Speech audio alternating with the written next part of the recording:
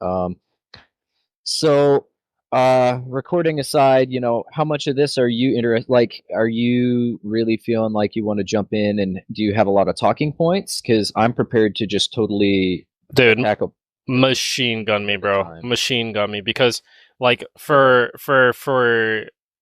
for when it comes to Warhammer, I really like the lore. I know a good bit about it. Do I own any figurines? Like full disclosure, no. I Hmm. simply cannot afford a lot of this shit, a lot of the paint. I've followed it semi closely. I follow the lore more than anything. And this recent controversy is like I kind of popped in, read a couple articles, watched a couple videos, and I think Hmm. it's just fucking ridiculous, honestly. But no, Right, right. please take the show, buddy. It's all you. All right. So, hmm, I guess if we're gonna have an opener for things and a way to tackle how I'm gonna discuss this, I think what I'm gonna say, just for me personally, I guess, hey, I will be referred to as Hank. Hello. Um, I personally am not the usual fan of Warhammer 40K. I am sort of a Luton '09 fan that's newer to the genre. Obviously, there are many things that some people might have to say about it. Initially, the first thing that jumps into my my head, is how many gatekeepers there are about the internet and stuff like that. So, I guess as a full disclosure, I personally am not one to be interested in engaging with rumors around the genre, around the gameplay table and things like that. I understand Amazon has some influence, possibly with Games Workshop and the relationship that they have currently. I have no way to know if any of that's true. So, frankly, if that has an influence on the way that the culture of lore and development works for Games Workshop, I have no, you know, Wait, which I have no stake in that race. Sorry. which are you fuzzy on? Like the investment side of Games Workshop? Uh, just who has what influence over the lore? A big rumor I'm hearing currently is that Amazon's relationship with Games Workshop and producing a show or a series of some kind has put a lot of pressure to have a lot of DEI in the lore, I guess, which is weird. Um, which has led Games Workshop to make some changes to the actual lore. We'll get to that. I do want to address that, but I don't feel that tackling the idea of Amazon being the influencer of that is even relevant. Personally, the thing I'm more interested in discussing is answering the question as to why would they do it, and as a fan, why should you care or not care, things like that. Um, I'm to sum it up, I'm not one to care who has made these adjustments or when or from what reason. I'm more interested in why should you care as a fan. Um, and then I guess the next thing I'll just make clear before I really talk about my points. My relationship with Warhammer 40K, like I said, I'm kind of a lore Luton '09 type. I haven't even really read that many books. I've read like two, and I don't even remember their names. It's been a while. Um, my love for 40K is the absolute absurdity of it, while also still being somewhat grounded in occasional surprising realism that is founded on kind of human nature. Which I will lead into the next point, is that I must admit that my stance on everything in lore is I am an Imperium apologist. The Emperor did nothing wrong. Boo! Boo! I am completely that way. My view is that I am a human being. I don't have a choice in the lore. I was born a human, so I am a human. Um, I will say though, I am also a Cabalist in that I don't really like most of the sub factions of the Imperium. I am more pro Rabute Gilliman. I am more of um, a salamanders type. I'm the one who prefers the goody two shoes. We do the good guy thing. I got over my I like the villains more arc in like middle school. You won't catch me apologizing for the Blood Angels or anything like that. You won't catch me sympathizing with Chaos. I'm just not into that. As Yeah. interesting as they are, and strangely, I think that there is in the current changes of things going on a lot to indicate that Chaos has not taken necessarily an edge in the lore, but Chaos has sort of taken an edge in the apologists who are in charge of writing the lore. Hmm. We'll get to that. Okay. The last thing I will say is that just a full disclosure, really, if you want my opinion in the easiest possible pathway, I hate to divert attention away from your channel, bro, but No, I don't care. the Please. Critical Drinker said it best. I couldn't say anything more accurately than what he said, and he's just a better speaker than me. Not to say that I got my opinion from him. I don't really watch him. But when I was doing a little research for my own sake, I realized, oh, I didn't even know he's a 40K fan. And so I looked into it. I saw his video and I was like, okay, I guess he's got more than one video on it. But I looked at one and I was like, damn, he couldn't have said it any better. This is exactly what I'm thinking. I'm not going to take a political stance on this, really. I don't think this is political. I think it's just a business thing. That's an interesting perspective. That is an incredibly interesting perspective because I think, and if you don't mind me swinging to my side of things, I think when it comes to topics like this, if you look at the Star Wars guys, if you look at any other kind of nerd subfaction, nerd interest, right? We'll call them. I almost said we have like an acronym. Like I wanted to make an acronym of nerd interest group, but I feel like that's a pretty bad one. Hey, just don't add an ER. Oh my god, that's crazy. No. How about this? What's Nigerian? Nigerian? No, what I mean. Okay. Let's call them interest groups, right? Okay. A lot of the nerds are kind of well, they're on a spectrum. Don't get me wrong, but they're on a spectrum of like. I'm gonna break into that terminology. Okay, bad.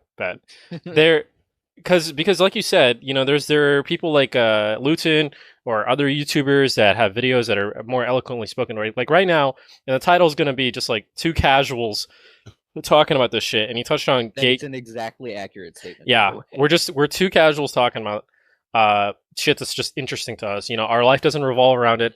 I don't have a bookcase full of figurines, which is like there's nothing wrong with it, but that's just what it is. I don't have an entire bookshelf of Warhammer books. I don't have it of figurines. Models and miniatures. Yeah, like that's not me, dude. You know what I mean? Like it's just not me. However, I enjoy it, and here's the thing. A lot of these interest groups see what's going on. Like what's happening to Warhammer is kind of what's going on with these interest groups. Now, I don't believe that these interest groups are as fervent as the Warhammer people. The Warhammer people, they're kind of like very isolated. They're like a little like they're like an island tribe that has never been touched because nobody wants to fuck with them because it's just like until recently. Covered gold on the island.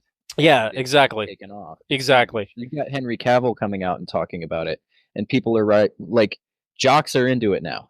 Well, you know, what's interesting is, in my opinion, I think Warhammer, and it sounds like a complete antithesis to the point, but I think Warhammer has always had something for everybody, right? I completely agree. Right, the jocks. Speaking, there's no good guy. No. Whatever you want to impress upon it. And you can kind of identify yourself if you want to go the identity politics route with a lot of groups within the faction. I mean, like YouTubers will say ad nauseum, you know, they'll bring up the sisters.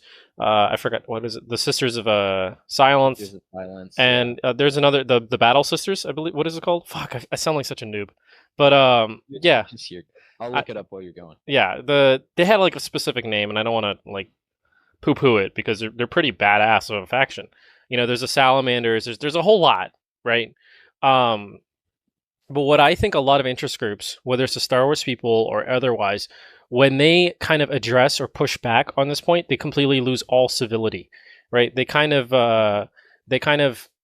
just they go in with two hammers and they fucking break the wall down instead of like adequately and eloquently explaining why it is that they feel the way they feel now. And are they legitimate in every case? No, right?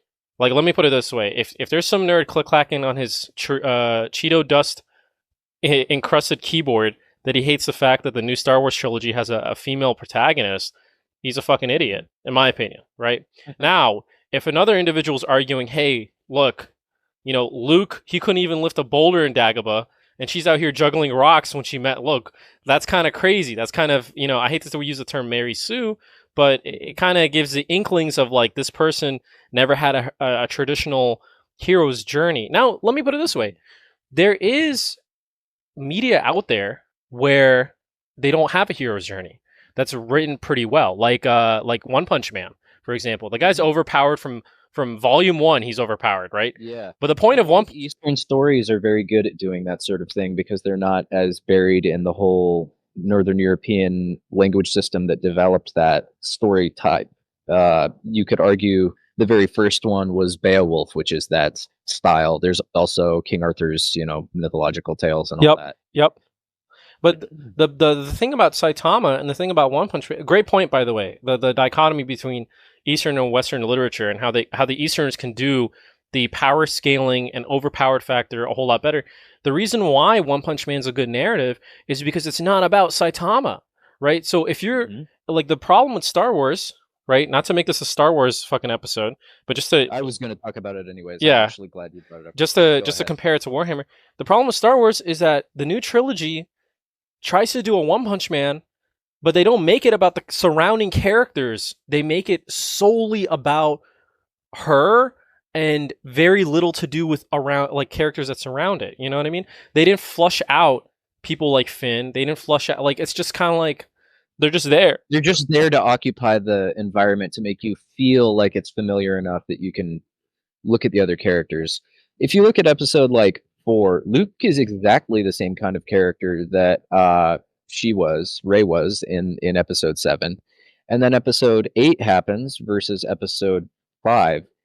And you see that Luke is actually developed and he's put in the work and he's figured things out. And, there's so many things I could talk about. The biggest difference in the original trilogy versus the sequel trilogy is the general disrespect, not just for the legacy characters, but for all of the side characters. I mean, Finn had an excellent open for being a very interesting character in episode 7. And then episode 8 happened, and he kind of was reduced to this bumbling goof who became a comic relief. Yeah. And that's just one example. Like the legacy characters, look at what they did to Luke. Even the actor himself. Mark Hamill, yeah. There's no way that is the same Luke that I played.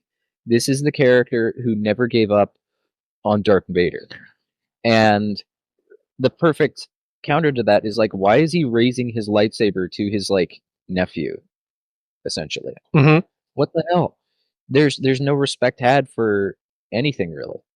Now, I think in 40K, the thing everybody's concerned about in this sort of development in terms of making it seem like it wasn't earned. That's why female custodies is contentious. It's not earned. There's nothing happening to indicate that. I have more to talk about on this subject. I won't get too into it now, but the biggest thing I've noticed is that there's huge crossover between Star Wars fans and 40K fans. And I think people are just exhausted, and that's why you see all civility lost, because everybody knows that the same thing is going to happen. Whether that's right or wrong, the reaction is almost valid by this point. Now, is it the way to handle it? No, it's just unproductive. That's why I think us talking about this sort of thing as casuals is helpful. Because our perspective is maybe one that's more open to both sides of the debate. Yeah, we're not too close to the core of the sun. Yeah. We're not nerd raging. Oh my god! Why do you have? You know what I mean? Like But at the same time, I'm somewhat sympathetic to the individuals that are closer to the court because, and this YouTube comment, two YouTube comments stuck out to me during my research, right? One comment was like, look, you got to understand, think about any piece of media that's out there, whether it's video games or movies. Think of any franchise, right? Let's use this thought experiment here, Hank, right? Think about a video game that you like, or even hardcore nerds like, or whatever, right? Do you have one in mind? Let's take like Star Trek. okay, Star Trek, or that's a great one, right? Star Trek. The average Trekkie, I guarantee you, has not sunk as much money into the merchandise into Star Trek as the average Warhammer fan.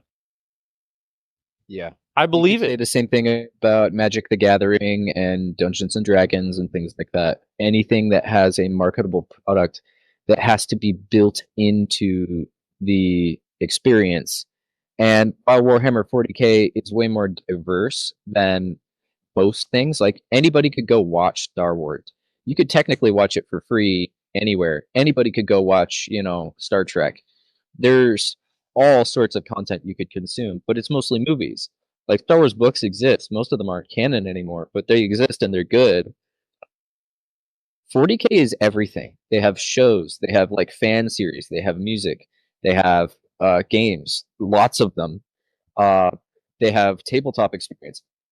All the figures you could imagine, like all the models that you could want to get, even if you don't play the game. I know lots of people who get models just to paint them. And there's so much to consume, and that's what Games Workshop has done right with the medium. It's such an open-ended product and storytelling device. They have made nearly everything that they could try to make with the IP at some point, and you could jump in from any angle. So normies hopping on, like you were saying, like it exploded in popularity. It makes perfect sense. Like it is totally logical for people to come in, not know everything about it, and then want things. And when the influx of new people outnumbers the old, you get a lot of this gatekeeping thing that's happening. Now, do I think it's gatekeeping that's happening sincerely? No, I think people are genuinely concerned about the direction of Games Workshop because people always have been. They make a lot of bad moves, and a lot of people are getting burned. But this is sort of a new territory. The change that is clearly one that seems political, but is motivated on the intention for money. When people see that, okay, why are they doing something that's an inherently politicized thing? They know that's going to make enemies, and the concern is clearly greed. That's the number one motivator for GW, truthfully, is a greed thing. It doesn't stop them from producing good product. I am one to always say, like, greed doesn't necessarily always make a bad product, but it is the case lately. If you notice how the DEI stuff works, You know what? and it's a shame too because that's an inherently politicized thing. I'd say diversity is a good thing, Oh, but the absolutely. point is in making art, if it is motivated by greed, you can still make something good by accident.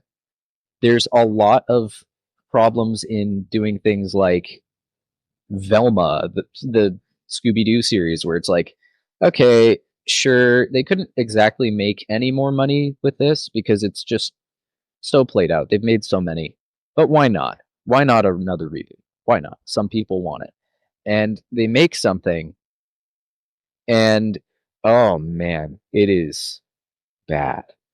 It is bad, and the people who are consuming it are the thing that I want to get in the head of because I want to understand that person.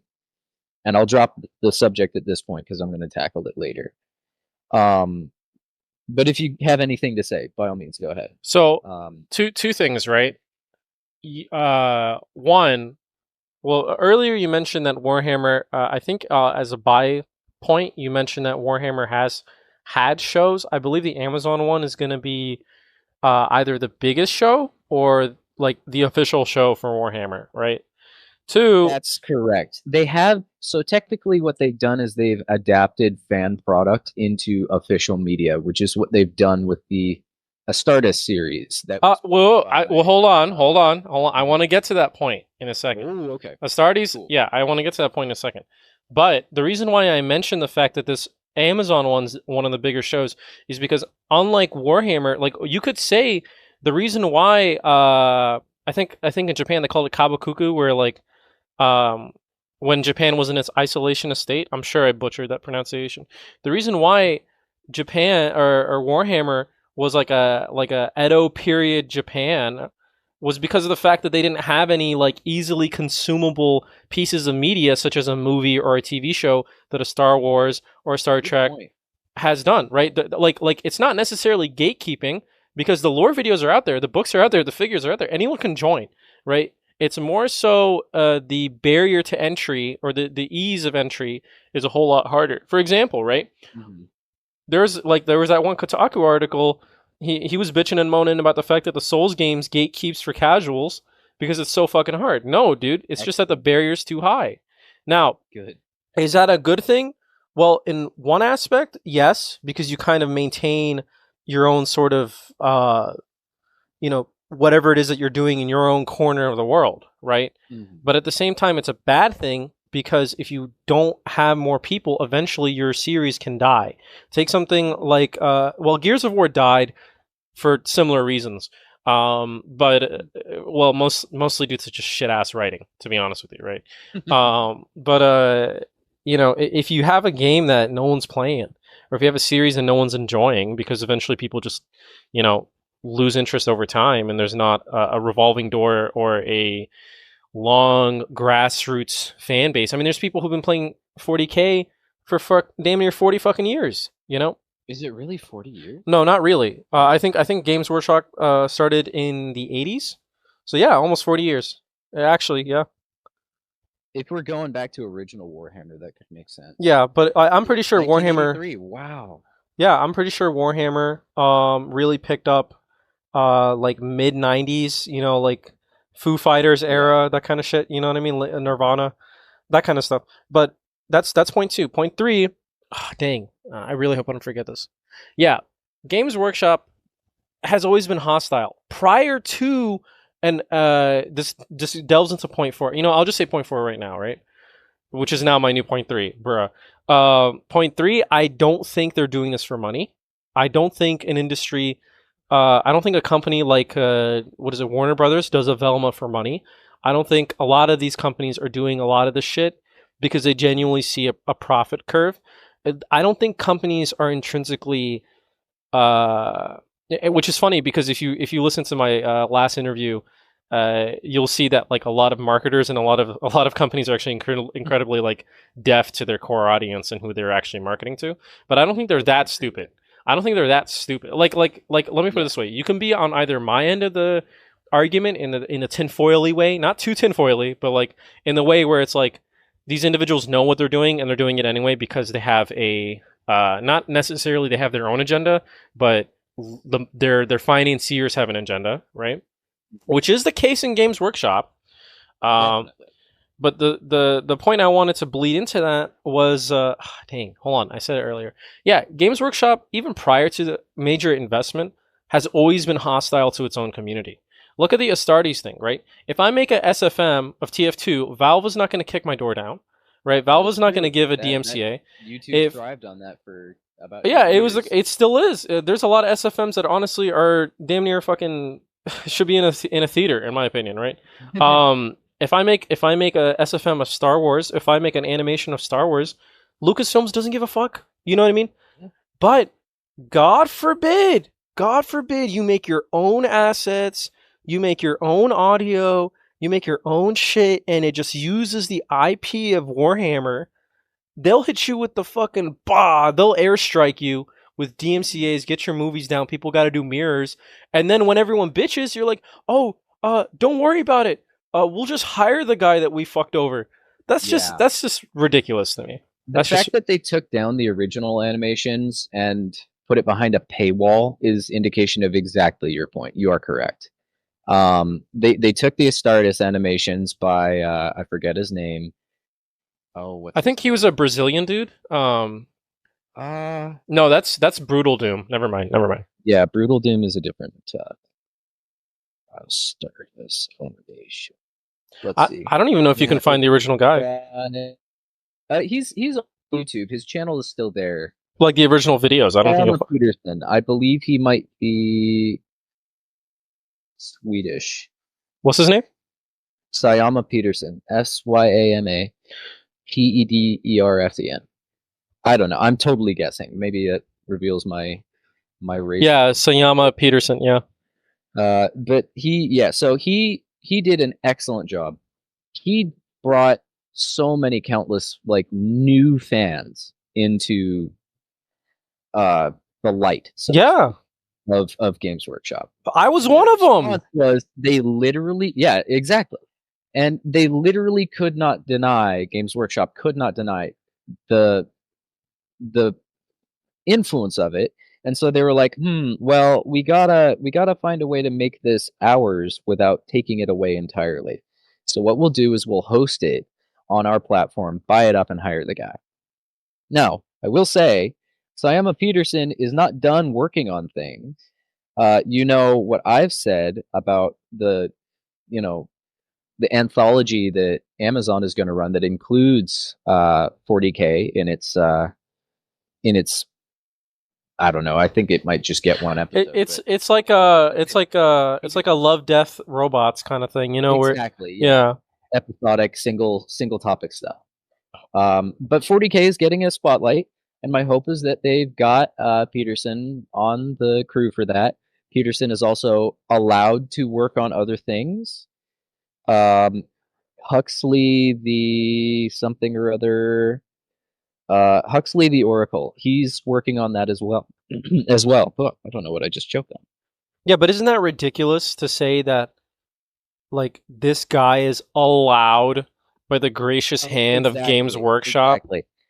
And you know what? That I personally think, and I've only just realized this now, maybe the difference in culture between US IPs and European IPs. Because Games Workshop is English.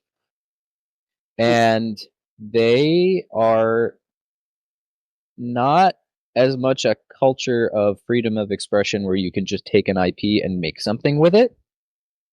And Games Workshop is English. They have that, quote unquote, but they don't. Yeah, but what's incredibly disrespectful is the fact that they're using American laws on an American website to take down an American product, which even if the guy's Swedish, it's an American product because it's a video on American servers. Exactly. And they kind of don't care. You're exactly right. It's a multinational fan base using multinational media using I mean, they literally it's so big they literally cannot control it. They're fucking public. Yeah. And the point is that I personally think it's because they feel that the money the guy is making could be going to them to some extent. Dude, what fucking money? Always be a bad idea. That's like it's like at the most the money that guy made the money that guy made dwarfs in comparison to a month long of miniatures, model sales that they've had. You know, that it's peanuts. It's peanuts. Yeah. And the amount of attention a week because they turn huge. If Games Workshop tweeted or on their website, yo, check out our Astartes, right? Mm-hmm. Like that is some great grassroots marketing. There are people out there that know what TF2 is, and I don't even think Team Fortress has paid for a single TV commercial. Full on grassroots. But no, we're not going to do that. We're gonna knock down this molehill and forget about the potential mountain that this could have, been for us. Mm-hmm. But that's just a microcosm of what, like, it was like people were like, "Hey, I really hope this isn't like things to come." Oh boy, was it sure things to come? Oh my gosh. Oh no. I just looked up Games Workshop Astartes. I think they've removed the paywall from the animation. So technically speaking, he may not be getting a cut anymore. Well, that's even worse, isn't it? He could have gotten a cut based on ad revenue for his YouTube channel. Nope, never. Why do that? Wow. Right? Like, Are you serious? Then I'm sure they were gonna get like, they were gonna Yeah. get a check cut out of the money that they were making off the paywall anyway. Like, not all of that money's going to him, obviously. Hmm. As if they did Yeah. anything. As if they really did anything. You know? Yeah. That's a shame. Well, in order to tackle the subject, I actually do want to move on, I guess, to Oh yeah, yeah, yeah. tackling some of the things in my end of the spectrum, right? So there are questions that a lot of people ask, like, why do you care? And the thing I'm specifically going to talk about is why are there female custodies, right? That irks me a little bit. The first thought I have, and the thing I've noticed a lot in the discourse online and the things people talk about in general that are pro, you know, the change is like why should you care? Why do you care? And the immediate follow up question I hear often that's sort of a similar tone. Maybe they are the same question, just veiled in different categories. Is like maybe Warhammer 40,000 isn't for you. And we've already talked ad nauseum about that. It is. There's more than one media platform. There's many ways to consume the IP. You can get as deep or as shallow as you want and enjoy it quite a lot. Um, my counter to the whole maybe like why should you care argument is because it's just good media. It's good lore. It's something very fun, and there's always value to be derived from, something that is inspiring. I My number one reason I consume 40K actually is so that I can get inspiration for my own Dungeons and Dragons games that I run, believe it or not. Uh, and it didn't start that way. Unintentionally, I realized I was concluding a lot of the same like qualities of story that 40K does for the faction of like the Imperium. And that was kind of fascinating to me. So I dug more and I consumed more media, and all of a sudden I realized, oh, I am just running a clone of 40K. I gotta change my my pacing, my ideas a little bit. And it was totally unintentional because it's just something that really tickles my fancy. And there's no amount of like why should you care or why are like maybe you should just give up. That's doomer mentality. I don't care for that, so I don't entertain that question. In response to the maybe Warhammer 40,000 isn't for you question or statement, I guess is more accurate. I always feel that the appropriate response to a disingenuous like suggestion like that is it probably isn't for you either, bro. Just because it's a communal thing. I think an indication of a large scale fan community is always identifiable by language.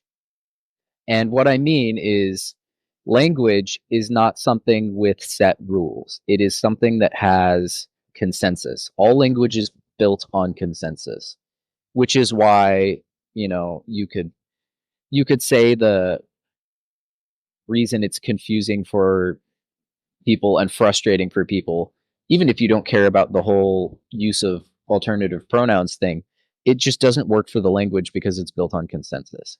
Well, maybe that's turning around. I don't care to get into that discussion, but it is unfortunately adjacent to the category of discussion that is why our custodies female.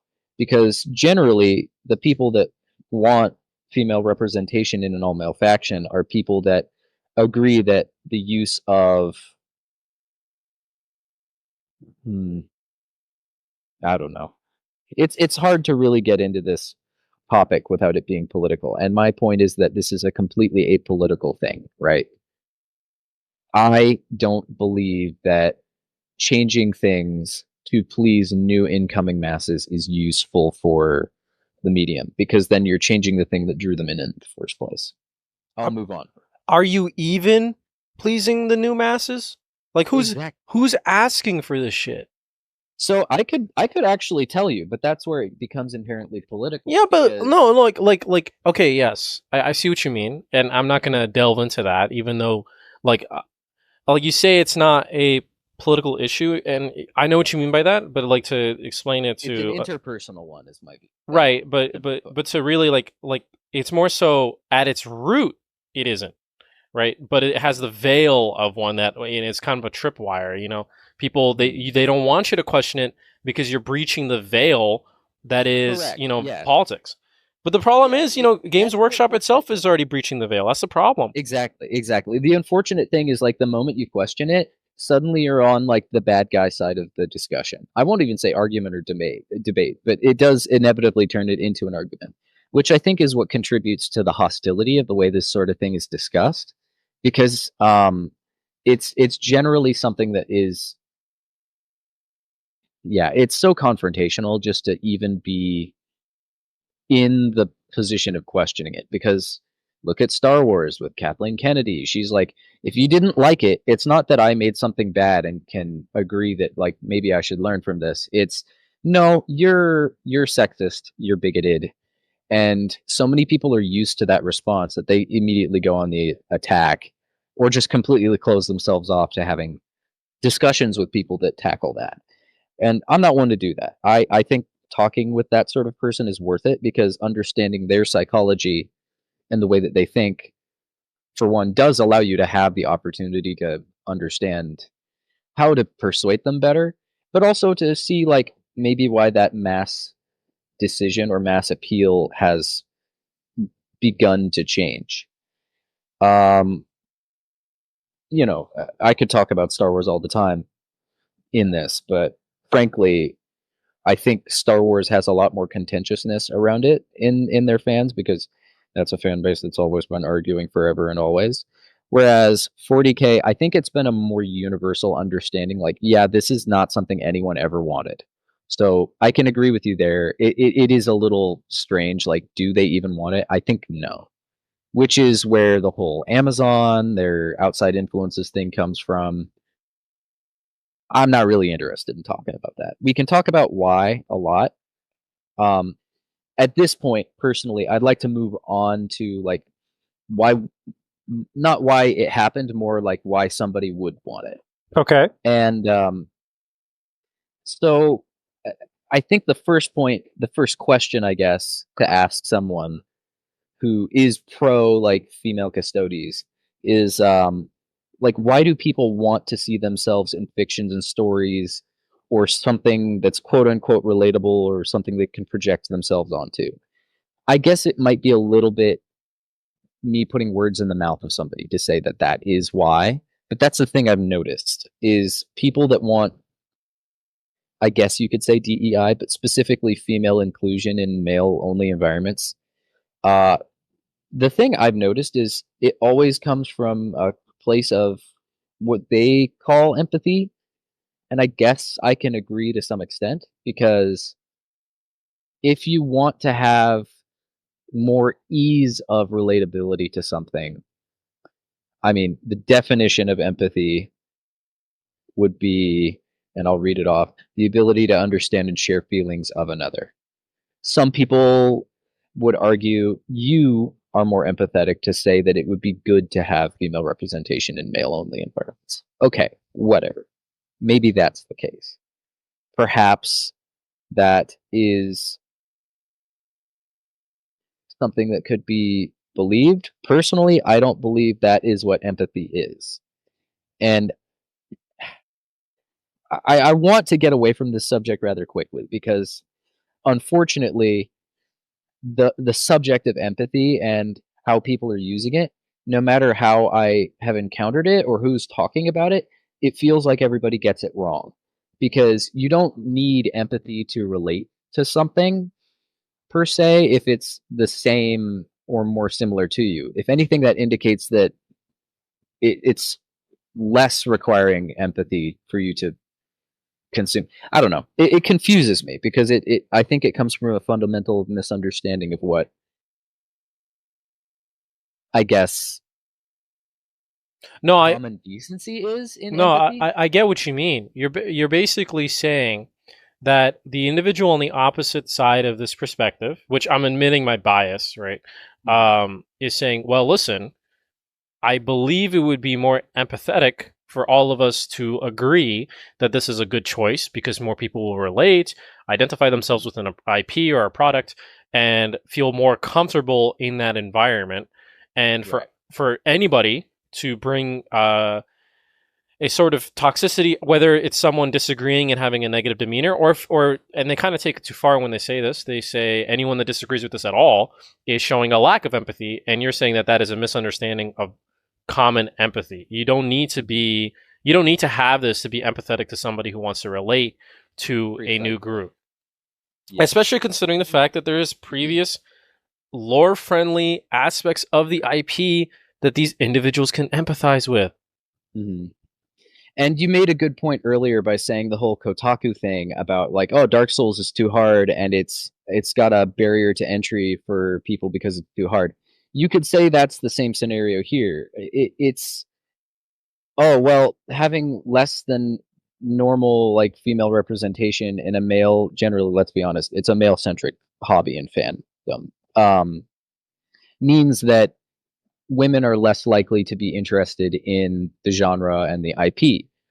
From a business standpoint, what's wrong with having more women interested in it? Well, any woman or well anybody really that's more interested in seeing female representation in the genre, they need only look. It's a matter of just choosing where to look. And inevitably what they're doing by inserting it is they're appealing to people that are completely unpleasable because they want it in specifically the thing they want. Like, oh, custodies are very powerful. I like the custodies, but I don't like that they're uh, not showing any female representation because that's, I believe that that is sexist. You can see how that is pretty toxic. And I actually think gatekeeping against that sort of thing is worth it in the genre because inevitably it's what kills the fandom. You look at I mean, I'm loath to say it, but Doctor Who has one of the worst fandoms Oh, I've ever dude, seen you know because what? they're so willing to just Holy tolerate shit. anything, I'll be honest. I'll be honest, right? and it pollutes the IP. So you gotta understand that I grew up with the internet, Hmm. like late, no, mid 2010s, right? Hmm.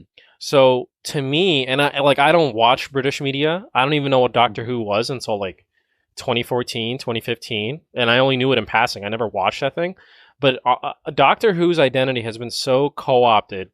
The you like it's almost like a supernatural. You know what I'm trying to say? It's intrinsic sci-fi is gone. Doctor Who is not a sci-fi show. It's not a It's just magic. it's not. It's Yeah, just it's just magic. it's It's magic silly. with an agenda. It's Hmm. like people identify with Doctor Who's political side and commentary and this and that more than it does the actual like sci-fi aspect. No, again, like I'm not saying it has to be like a 40K, in terms of its subject matter or in terms of its Right. in terms of how deep the lore goes. But it's like, Mhm. is Doctor Who even sci-fi anymore? I don't even fucking know. I yeah, and Doctor Who has always been slightly more on the fantasy end of things, and then there's also 40K, which has been very fantasy. But it's hardly any, I'm trying to think of an example of a very hard, more science focused sci-fi that's very high sci-fi. Rick and Morty. Um, dude, oh my god. uh, uh, Um, oh, like there's this book called like Liberation or something like oh that. yeah, like a Rebel Moon or like Ugh, that's very fantasy too, though. No, uh there's specific genres in like sci-fi books that are like surprisingly founded in actual science enough that they're just projecting off the only possibility of like super space travel and faster than light travel being possible because it requires only oh, like a Dune. Yeah. exotic matter. Yeah, yeah, there you go. Um, oh, what's it called? Yeah, there's a lot of like hard sci-fi out there. Like that is what they call it, hard sci-fi. I Instead of something guess. like more like a floozy, flimsy kind of. You know, Yeah, it's a Star it's like Wars a is always more fantasy than yeah, anything. it's a drama. Oh, by the way, there's space lasers and warp speed, you know, sprinkled into it. That's kind of how I feel about a Doctor Who. But again, you make a good point. Doctor Who went so off the wayside that Salvation. That's what it was. Sorry. Salvation. Okay, I'll have to check that out. Salvation by yes, by Peter F. Hamilton. That is a very, very hard into the science end of things, and the fantasy is virtually none to speak of. The furthest it gets is like psionics, quote unquote, almost.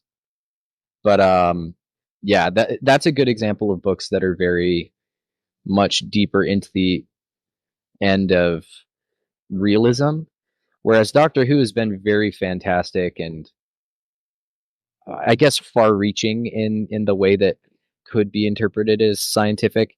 But you're talking about like a a police phone booth that flies around in space. That Yeah, kind of like out there in the esoteric absurdism side of things. yeah, but what I mean is that's fine. That's your IP, It is but that's exactly not what it's known for. It's known right. for, yeah, I guess in certain circles or whatever, but it's known for what it is known for now. It's politics, it's this, it's that, pushing the envelope, that kind of shit, cultural commentary. Um, Yeah. you know, Quantum Leap was somewhat the same way. You know, like let's be real, you can do it right. You know, you can do it right, but if you have a Quantum Leap was actually a pretty good show. But yeah, Take a like look. there's a very famous GIF in Quantum Leap that is actually from an Yeah, we got episode to that was make a discussion about whether it's GIF or GIF. fuck. Now this is real nerd shit right here. He said the word. I say GIF most of the time, but whatever. I think GIF is just more exhausting to say. I used to be a GIFer. Now, when I'm older and more jaded, I'm I'm a against GIFer. saying it at all. Give me animated FPEG. Animated FX is so funny. Um, but okay, back to fuck. I love it when it goes on the tangent. It's great. So back to the original point, right? And you wanted to deviate from the political side, and I agree. I agree. It's a minefield, and the real tragedy is that it's kind of like imagine a kid, you know, playing with, or imagine, you know, a group of people. They're at like a game shop or whatever, and I've been to a couple game shops before. They're chilling. They're playing Magic the Gathering, or they're playing with their models. They're playing Warhammer or whatever, and then someone comes in with a giant fucking mallet and slams it on the table and says, "Please talk to me about the current state of geopolitics." Everyone will look at him Oh, like it's. the Jaden Smith move. Yeah. Oh, I'm not familiar with that move, but oh yeah. When he's like, "I'm so sad for the world of geo." No, but yeah. Think about a crazy guy coming in, interrupting your kind of space, the vibe. The water is still right, and then they fucking drop a boulder that no one is asking for. Because a lot of people, and the real shame of it is that a lot of people use games to escape from the horseshit, from the bullshit. You know, it's like, And it's kind of cool because like 40K does not shy away from tackling things that are very bad political topics and very because it's the grim dark setting, yeah, all the absurdity. There's still some really, you know, difficult topics, especially surrounding like Slanesh, which I'll talk about later. or hive cities. Um, Hive cities or are a hive huge, cities, yeah. exactly. And there's a lot to enjoy out of it, and when people take it and extrapolate it across like, oh, this is an example of like an argument why XYZ we should change our actual society. It's like, no, it's just a commentary on our own, like it's the consequence of living in a society. You can talk about it, but you don't have to take it as an actual example. It's fiction, bro. No, for real. But you know, now it has to be an actual example. And the worst part, and there was a YouTube comment, and I think we'll deviate away from the political side of it here in a second. But there was a political comment, or fuck, there was a YouTube comment, and it said it very succinctly. It said this: "Look, I don't have a problem with it." It's an interesting take this guy's having. He's like, "Look, I have a problem with it, obviously, but the problem I have is that you're shoehorning it in. Like you're not even being creative about it. One, in two ways. If you said that there's a new faction, right? And it's like another Sisters of Silence or whatever. I promise you, no one will give a shit, and you will appease your quote unquote new audience, right? The weirdos will give a shit. I hate women in 40K. Like those neckbeards, sure. Those guys are each, yeah. Those guys will get pissed off all the time. They'll talk about Yeah. the wrong shade of blue Luke Skywalker's lightsaber is in every movie. I mean, those guys are weirdos. Don't get me wrong, Yeah. right? Go away. Right? Exactly. Go back to your fucking cave, right? But because they put it in an all-male cast, and because they just shoehorned it, it's just like, oh yeah, they like this person exists. You know, fuck the lore, fuck the shit, fuck the presupposed. You know, we're just ungracefully gonna do that. And one example he gave in that comment was so crazy. He was like, "What if you had a book, right, or a short excerpt in a codex that said they went to a lost hive city, like a lost planet, and they saw Custodes armor that was like female, and the codex of Custodes had like never mentioned that Custodes ever visited that planet. Yeah, like it's like a lost faction, right? Like, why don't you fucking do that? Narrative opportunity, and they didn't do it. So I'm glad you brought that up. If you don't mind, I actually have a really good breakdown of that.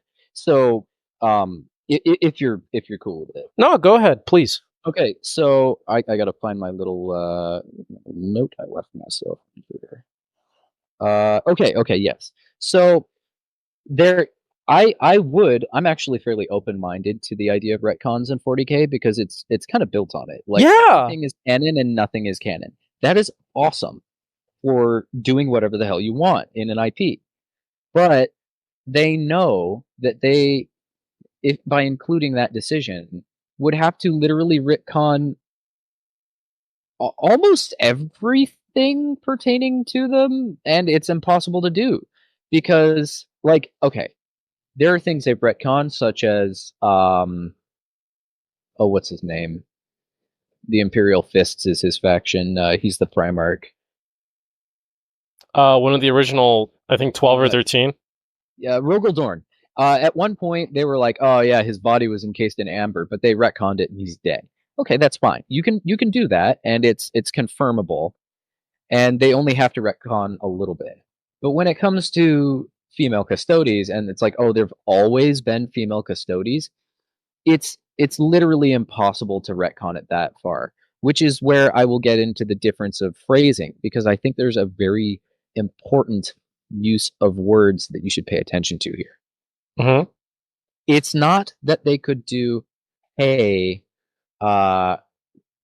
it's not that they couldn't say, hey, we've created a narrative opportunity here.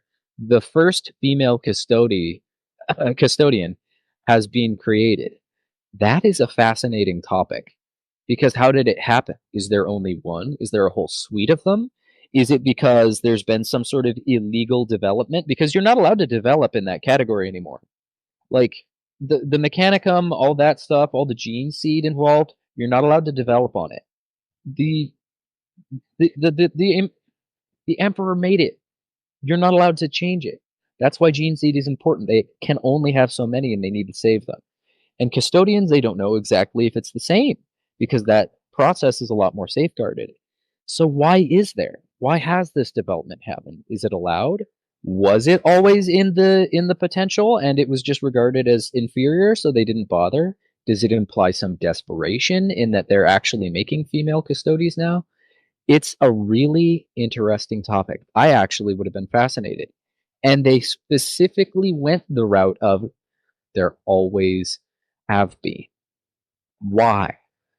Well, I personally think it's because they wanted to make it so that they were as inclusive as possible and trying to please people. That's the worst move. First of all, I've already talked about how some of these people, well, most of these people that want that are unpleasable. But you can see how easy it is to have that sort of thing fit and make it interesting. They didn't go to any of that effort. And it would be so much money to make, because that's the perfect subject for a book. And it's also the perfect subject for new minis. and a new sub-faction of Custodes. Because let's be honest, Custodes are the most one of the most, well, they may be the most powerful faction on the wargaming table for the most part. And they chose one of the most powerful factions for a reason. They slipped them in and thought that they were being clever to be like, oh, they always were. But that is literally impossible. It is impossible. And you don't even explain it. You don't even explain how it could be. You just kind of, it's just there, and we're supposed to be expected to accept it. And I actually have an answer. I do. And it's one that many people before me have concluded. But before I even looked into this, I had an answer for it. And I think, canonically speaking, the way I'm going to headcanon this, Tzeentch has co-opted the Custodes. That is the only way. Okay, can you explain that to the even more casual audience? Okay, Tzeentch, I'm just going to read off a quick thing about him from, like, because I couldn't do him service. Tzeentch,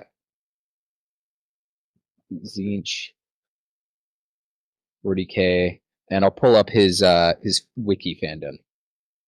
So Tzeentch, also known as the Changer of Ways and the Lord of Change, Lord of Sorcery, the Lord of Entropy, and the Great Conspirator, the Weaver of Destinies, and the Architect of Fate, among many other names and titles, is the chaos god of change, evolution, mutation, intrigue, ambition, knowledge, sorcery, destiny, lies, and trickery.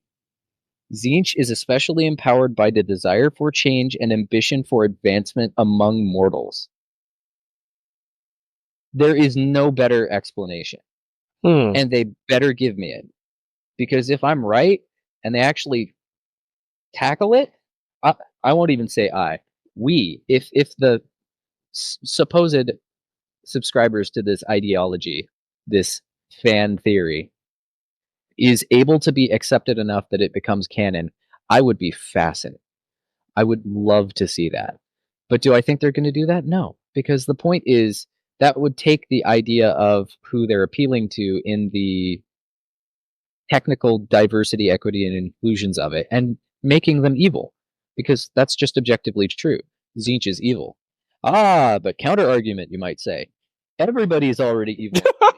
But there's a sliding scale. I was just about to say that. The Imperium of Man is not nearly as bad as Tzeentch. Okay, so that's a very interesting. Hold on a second. Jeez, that's a very interesting perspective. But you already touched on it. But I want to go to an even to the nth degree. Okay. Okay. It's not that they can't make this new character or their origin story evil with the Tzeentch.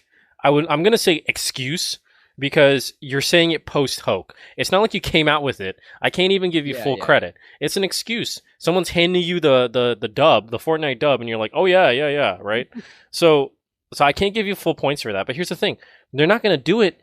Not because it's going to make them look evil, which in your case is absolutely right, but they can't make it. They can't make the origin of this character or this move have any sort of negative light whatsoever. They can't say that the Imperium is getting desperate and they need to do that. Oh my God, are you serious? That's the craziest thing you could ever say. That's actually like people on Twitter are you're dog whistling. In my opinion, you kind of are. You're basically saying that only in times of pure panic will the Emperor say, all right, now come bring in the women. That's crazy, right? That's a terrible thing to say, in my opinion. Like, if they say that, I'm going to be like, wow, that's kind of fucked up. Like, actually, right? Like, I'm not even fucking with you. But in addition to that, they can't say it's a lost faction. They can't say it's whatever. There's really no excuse. You have to shoehorn it. This is the only way they can do it. The problem is they don't have to do it. Yeah. They don't have to do it in the way that they're doing it. They can't just say it's, yeah. Come on, bro. No matter bro. what they did, they've opened the can of worms, and it will always be wrong from now on, even if they try to do the only thing. I mean, even if they did what I suggest, it's the only one I would accept, frankly. I'm sure I could think of other things that are a better explanation, but truth be told, they've messed up. It's set in stone. We know what you said. You can't memory hole it. Like, you can't fool us either. It's so obvious. It's very obvious. But here's the thing. I'm pretty sure custodies are recruited. They're not like the Primarchs in which once they're made, they're made. There are, but so not how Astartes are recruited from like early youth. Custodians are actually from birth, and at infancy they're taken and made, which is a very big difference. But again, it's still well understood that it's similar enough to the process of Astartes that it has to be a male. Females don't survive the process.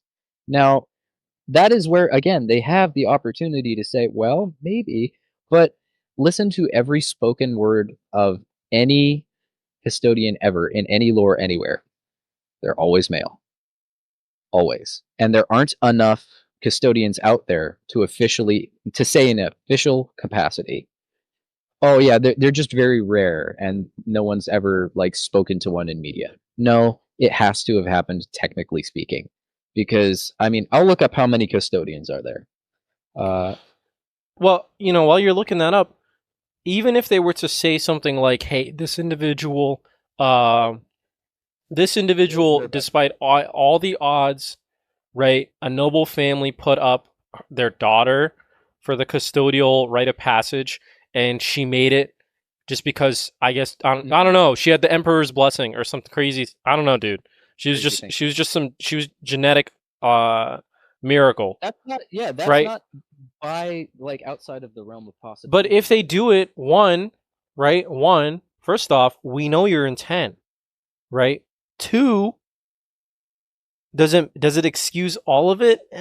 Kinda. No, not really. Not really. But here's the thing: it's still more respectable to your audience than just saying, "Oh yeah." Cool to like have it established first before they just release the rule set that says they've always been female. Exactly. It's a matter of respect. It's about a matter of respecting the intelligence of your audience. It's ridiculous. Yes, you said exactly what I was going to say next. It's about a matter of respecting.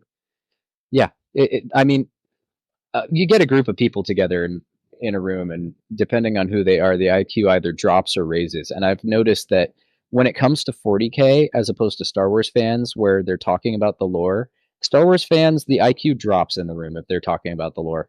If you get 40K fans together, it at least stays the same or goes up a little bit, because there's a lot of interesting discussion that happens whether things are canon or not. And that's an advantage of the IP. Everything's canon and nothing is canon. So it's always what ifs, and people are like, oh, that's cool, that's fascinating. Every conversation I've had in a room of people that are wargaming 40K, it's so good. It's so fascinating because people always have ideas for like, man, that would be cool in the lore, wouldn't it? And that's how they've excused their army being the way that it is, especially in like homebrew factions. Yeah. And this feels like an official homebrew faction, which doesn't make sense because it's Games Workshop. Like, yeah, when Games Workshop does a homebrew, is it really still a homebrew? That's really funny. It's not. No, that's exactly the. But there's some people out there that they no way fitting in canon ever. But there's some people out there. So the 2 points. One, I'm going to give Star Wars people a little bit more credit, and the reason why I'm going to give them credit is because Disney went out and said that every single piece of lore prior to the whatever series is now non-canon. They retconned the whole thing. I'm gonna say pre-Disney Star Wars people, the IQ's pretty fucking high, right? You make a good point, especially if they're the type that was like reading the books. Oh yeah, or playing SWTOR or whatever. Those people are goats. KOTOR was. I'm gonna give those guys goat status, but I get what you're saying now in the sense that the people who are more modern fans and kind of just accept the post-Disney Star Wars the Disney, yes, that room IQ goes down. I agree. Well, let's be specific. Yeah, I agree. Mean as it is, like that's just how I get what you mean. I just got to give those boys. I got to give those boys some credit. So that's point one. Point two is this though, right? Okay, just because they created the IP doesn't mean they know better. Some people get to a sort of like, and it's funny, we're talking about Warhammer, they get to a religious zeal when it comes to the word of Games Workshop. I'm gonna be honest, fuck those guys. They've dropped the ball so many times on so many different things, and the craziest part is that they're collecting a bag on it, enough to be public.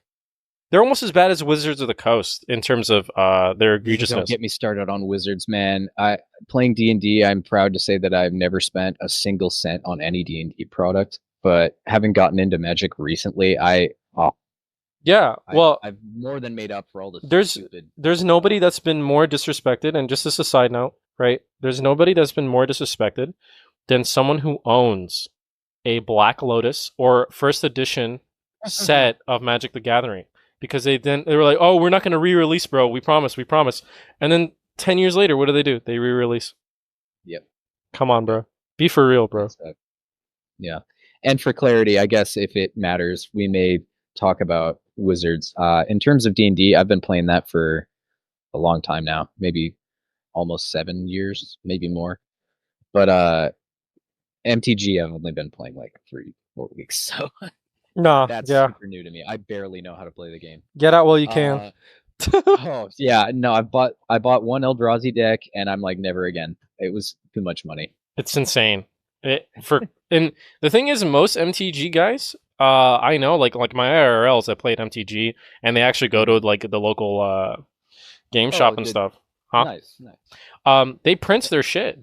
But there's like a, what is it called? There's like some people are like nerds about it, and they're like, if you print a card, you don't really own the card. Motherfucker, have you seen the cost of some of these individual cards? Yeah, the barrier for entry that's where I'd say like that's one of the only unacceptable barrier to entries where it's like way expensive and it's like, dude, I'm buying cardboard. Yeah. I get it if it's like I actually think that's the most fascinating thing about MTG is the economy of it. But dude, I'm buying brand new decks and you could buy them directly from Wizards and it's like, dude, how is this $85? Bruh. Like, no, that's ridiculous. People say that the problem with whether it's Warhammer or MTG is that the barrier went away when COVID happened and people were bored and they looked at new hobbies. I disagree. Yeah. I disagree. And the reason why I disagree is because of this fundamental point. The behavior, and we can touch on the business side of the subject soon, right? Mm-hmm. The behavior of a business should be independent of the size of their audience, simply put, right? Right. Yeah, maybe your audience and demographics widens. Maybe you want more money out of these people by adding more inclusive, fine. But how you treat the intelligence of your audience should not change whatsoever. Unless you're already doing it the wrong way. And if you look at MTG or if you look at Wizards of the Coast, they're kind of doing it the wrong way. It's insane. You give these. Well, they also have a huge amount of like indication of actual evil business practices, like hiring the Pinkertons to harass somebody, actual racism in the workplace in the form of DEI and using DEI as the veil for it, and just insane prejudice, underpaying their employees, like loads of heinous stuff. Was it Warhammer that fired a woman writer? Yeah, I think her name was Ashley Cooper or something like that. They fired, yeah, video game company. No. That's limited run games. Okay. No, there was another game or game series. I don't know if it's MTG or whatever. But, she was a writer for some lore books, and I don't know if it's Warhammer. It was Space Marine 2. Was it? Yeah. Was it? Like, that's she got fired? Coming out really, really soon, yeah. Did the senior writer Ashley Cooper get fired in the end? Let's see. Keep talking. I'll be researching. Is that her? Yeah, I believe. Like, she got fired, and the guy who got hired was just like he was a dude, just straight up a dude, but he wrote more like, what is it called? Like friendly, you know what I mean? Like that kind of shit. And their fucking upper management was like, oh yeah, like we like the inclusion. I'm sorry. I think you have it turned around. Ashley Cooper was hired on as the replacement, and Ashley Cooper is the kind of crazy psycho that is known to ruin a lot of stuff. Okay, maybe that's the case. I don't know a lot about her. Maybe she's like a whole lol cow or something like that. But I don't know. All I know is that the general consensus is that most of the stuff that she's done has been kind of bad. Gotham Knights though. I don't know anything about that. Gotham Knights? I'm unfamiliar. A little off topic. Right. The point is, there was a story about a woman writer getting fired, and the guy who replaced her, which is crazy, right? Because if this company's all about DEI, why the hell are you doing that, right? Yeah, Um, true. the guy who replaced her outpitched her because he would write more DEI friendly material. So which is it, right? Like, what do you value more? Are you actually at as a company? And I remember which company, but this sounds like something Wizards of the Coast and Games Workshop would do. I wouldn't be surprised if I read that article. Oh, it's super common. It's super common. Well, and I'm going to refrain from saying it in my own field of work, but my specific job, that is also extremely common. Uh, I won't go too far more than that. Right. But it's super irritating because it happens very often. It's all lip service a lot of the time, But and I just don't get it. Who's seeing this, right? This Warhammer situation and is like, huh, I'm going to buy some more. Like, who's doing that? I don't get it. yeah. I don't Well, understand. that's kind of the thing I like to tackle the subject of it. So, um, going back to it, right? Who's buying this? I think, and I'm going to preface by saying I am no psychologist. I am no professional. I do not have the ability to diagnose this sort of thing. I have studied it a lot, both in college and recreationally. Um, I think a common thing that you should be asking somebody who wants this is, why do you feel this way? And the thing I've noticed, and don't know how true this is, it's just an experiential thing.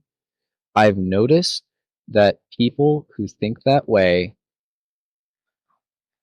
are, I don't want to say narcissistic, but I've noticed a trend of some kind of maybe antisocial personality disorder that indicates the desire for that sort of thing, because it has to do with not being able to project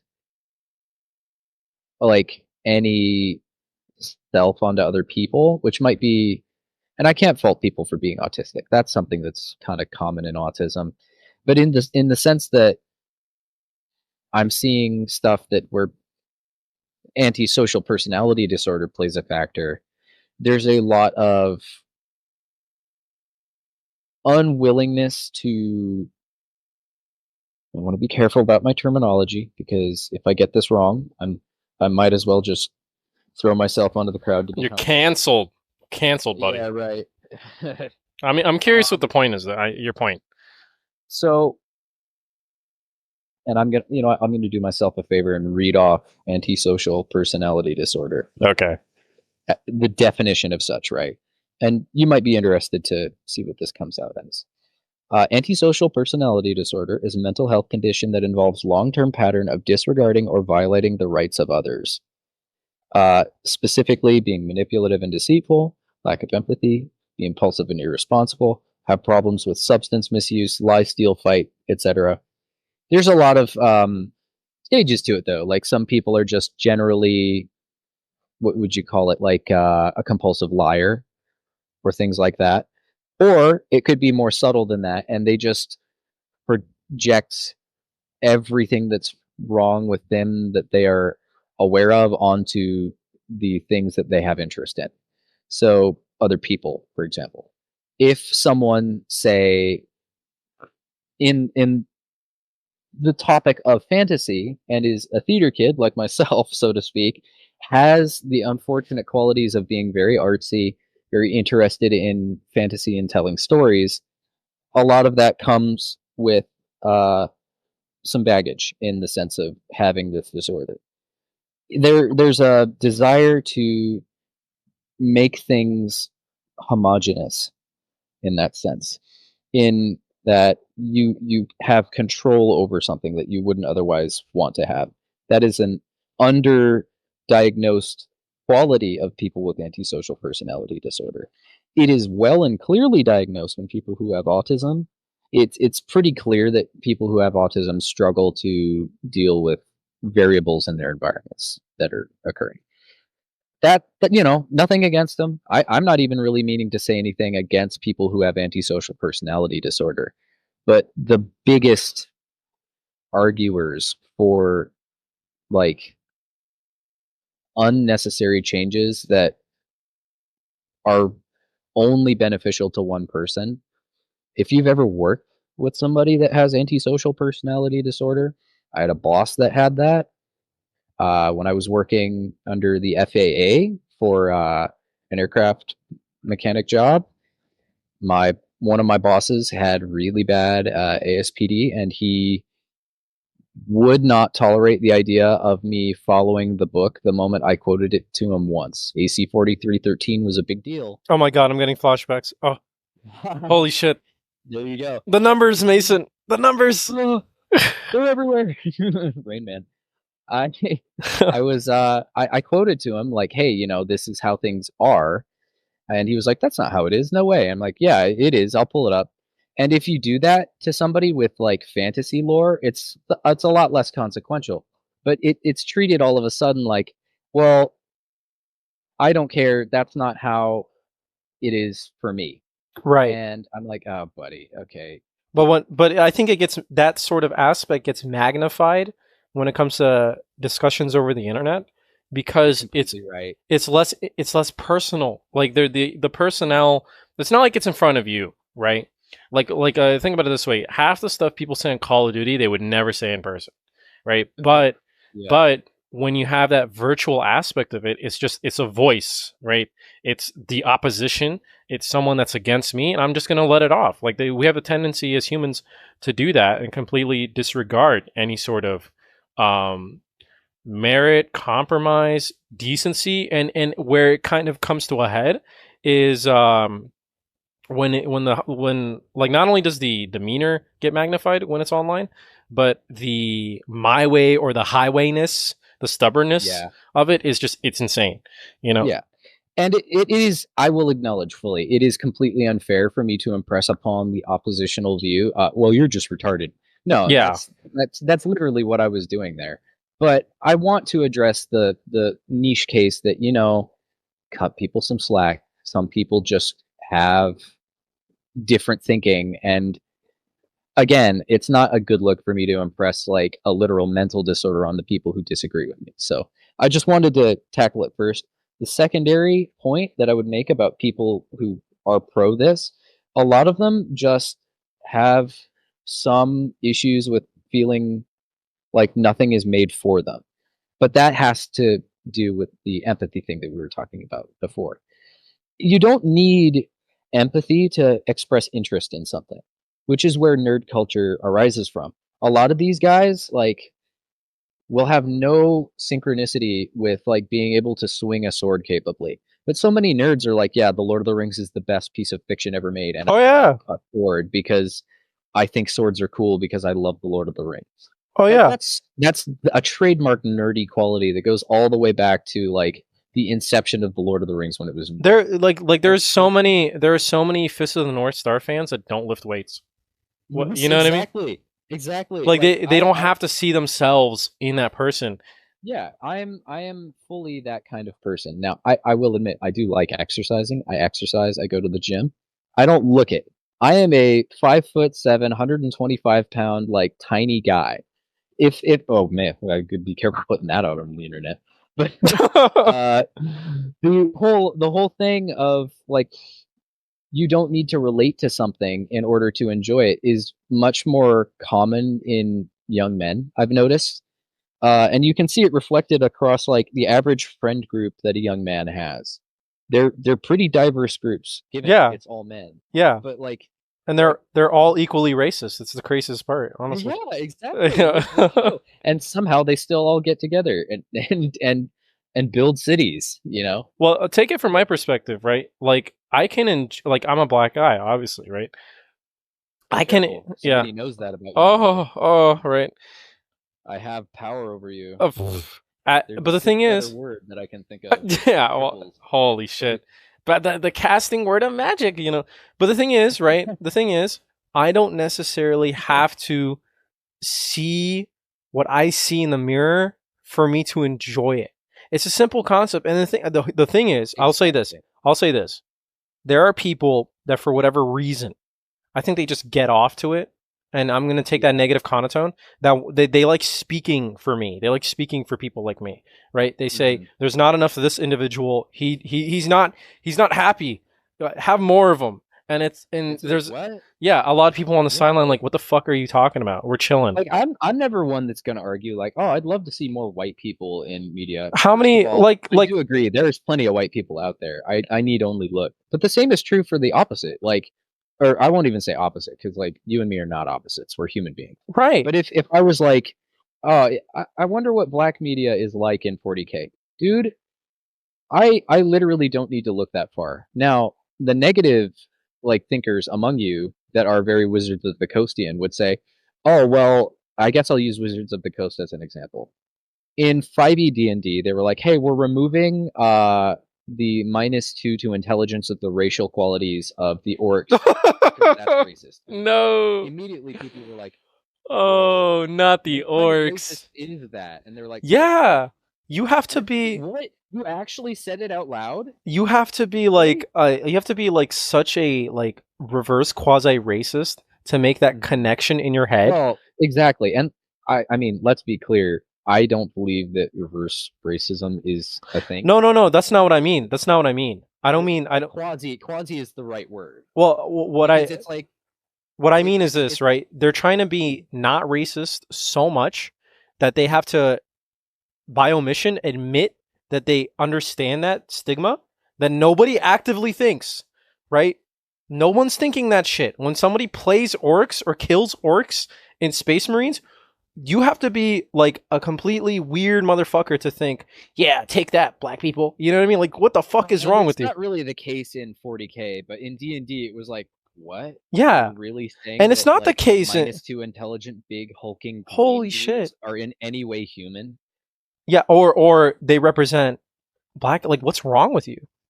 You know? Well, and the reason that they did that, and they gave an excuse, which is totally warmed over, made up shit that has been proven wrong. It was going all the way back to the Lord of the Rings and talking about how the origin of orcs as they are in Dungeons and Dragons are inspired by the Lord of the Rings. And because holy shit, Tolkien is a racist, that means that they have to be black people. We're assuming that that's so they dusted off the textbook. They dusted off the textbook. You know what I mean? Here's the thing. I'm gonna. Well, and interestingly, like, sorry to interrupt. Yeah. The whole thing of that has been disproven because Tolkien has said, and it is understood, that the reason orcs are the way they are in terms of the way that they speak, I guess, is very like unga bunga. It's not because it's like, oh, my black people token, I am racist. Or Tolkien, I am racist. Yeah, Token from South Park. Because he was like, right. It's because he was building a little bit of inspiration off of like football fans, and I mean American soccer terminology. But he was like, yeah, that's annoying, and I find that like carousing large group like brain to be annoying. Yeah, it's like he's making a joke about jocks on football. It's like, okay. Yeah, which is a common nerd thing that's been going on forever, and there's never been more like synchronicity between jocks and nerds than ever. Well, and so that sort of thing is going by the wayside, and people are forgetting that whole culture existed. It's so ridiculous, and the worst part is, and I can kind of understand where Wizards of the Coast is coming from. These people, right? I'll say no. I don't understand it in that aspect. But this is probably what was going on in their head, right? These people, and their personal social groups, they got people who get degrees in talking about shit like this all day. Like, their head is full of this kind of stuff. They read this kind of stuff for fun, right? All this literature that just is honestly just like, I would call it hate porn, or that's a good term. Yeah, I would call it like it's not hate porn in the sense that it's like you're like you're the opposite side of a political spectrum and you're watching like CNN, you know what I mean? But it's more like it sows the seeds of division in your heart by pointing to things that are better all left in the past, in my opinion, right? If you do that all day, then that's all you're going to become, and that's all you're going to see, right? If you're constantly listening for dog whistling, you're going to hear dog whistles everywhere. And then these people brush shoulders because they live in the same cities, the same coasts of the United States. I'll make that judgment call. And they kind of impart that philosophy onto their friends, and they're like, huh, you're right. Or they date these people or whatever. And all of a sudden you have this little bleed in, you know what I mean? Like I wouldn't be surprised if one of those individuals said to their friend, hey, these orcs, I think they're like a racist thing. And then they kind of make it make sense to them. And they make they make the proactive of the idea of saying something is a dog whistle, because then that means we're allowed to evaluate it. Yeah, no, you can't. You're not qualified to. You haven't you haven't had 4 years of education, buddy. Right? I'm not qualified to either. Color, or I don't have the right. Well, I'm not qualified to either, because you know, and you and we're not qualified to talk about this Warhammer situation because we're not women. Unless you ask us. Unless you ask us, right? Yeah. You know what I mean? That's the craziest part. Yeah. If there's anyone in the comments, what do these guys know about? Hey, buddy, how did you know? You never asked me what my pronouns are. It's stupid. I mean, like, let's be for real, dude. You know, like, yeah. And well, you know what? Let's leave it there. I want to talk about the business aspect of this, right? Yeah, go ahead. I looked at okay, so Games Workshop, public company based in Britain. Tell me, why the fuck does a company like BlackRock, a company like Vanguard, like both Vanguard and BlackRock, B&V, let's just call them B&V, they both have a cumulative like 10% of the company. That's a lot of influence, you know? And really? Yeah, and the thing is, we don't really know more than I thought. We don't really know when they bought up those shares. I'm pretty sure they bought it not leading into the COVID boom, but more so right after the COVID boom. Like if you look at their stock chart, it's like a big V in the middle, because when COVID died, sales died, the public sales and revenue numbers just dwindled down, and then shareholders started to sell. Who bought them back up besides these major institutions? Briefly, I totally understand why somebody would be concerned with BlackRock owning, because like they're already a shady company. But yeah. The way they do DEI is specifically to SO division. It's not even for... Well, Vanguard's the same way. Vanguard is the same way. Yeah, I don't know which is worse, really, but I didn't know both were involved. Well, think about it this way, because you pointed to Amazon, and you didn't, and I knew you didn't know both were involved, because you're not making the point that Amazon's influencing this. But I'm gonna say this, right? Warhammer has been a thing for a long fucking time. Why is it just now getting a show? Because Vanguard rubbed shoulders with the Amazon people for Prime and said, hey, I got an IP you can greenlight.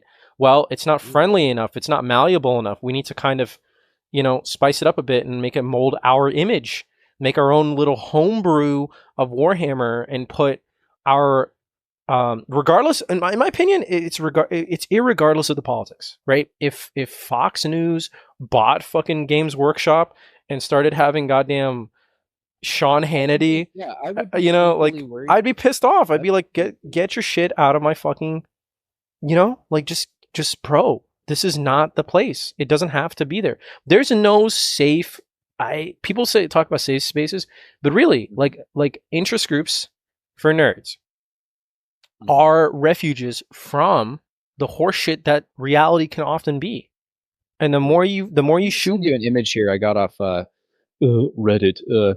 I think you might like to use this in your video. Actually, it's a good indication of exactly what you're talking about. Yeah. Here on, I kind of alt tabbed just in case, because I had to make sure it's not. What'd you make since the first 10,000 were created? They've always been exactly plus 100. And someone's getting a stamp. Some board meeting, their handler, their BlackRock handler, is saying, "Yeah, good job, guys." You know what I mean? Like, we did it, Reddit. Like, this is we need more of this. We need more of this shit. We need you guys. And the problem is, here's the thing. No, if I walk into I'm not gonna say that. If I walk into a school with a gun. No, come on, buddy. I'll say this, right? Nobody really cares. And that's a good thing, because people don't look at like people aren't going to catch stray slack, right? Let me put it this way: if they shoehorned, this okay, take the scenario for example. Let's say I had a daughter, right, and BlackRock slash Games Workshop shoehorns this into the fucking game. Everyone's pissed off. And then like I take my daughter to a fucking game shop to buy her first Warhammer set. People are gonna look at her the wrong way because they can't help but remove their bias. They can't help but think, you're the reason why my game is shitting up. Now, are they wrong? Absolutely. The problem is they think that way because of the shit. It's yeah. genetic. It's in their brain. Exactly. And it really shouldn't have been. Mm-hmm. The reason why my IP is getting disrespected by the owners, and they do blame the owners, is because of you. I hate that. Yeah. People, it's not good. People, it does, that's what even people on the opposite end of our spectrum of discussion would say, like, that's a necessary thing in acknowledging bias.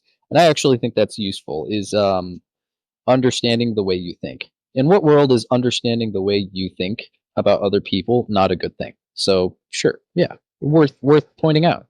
I mean, that's a very Jordan Petersonian way of talking about our own inherent psychology and understanding yourself. But there's a lot of other problems therein attached, because if we're examining ourselves too closely, we're not taking any time to really understand why other people think a certain way.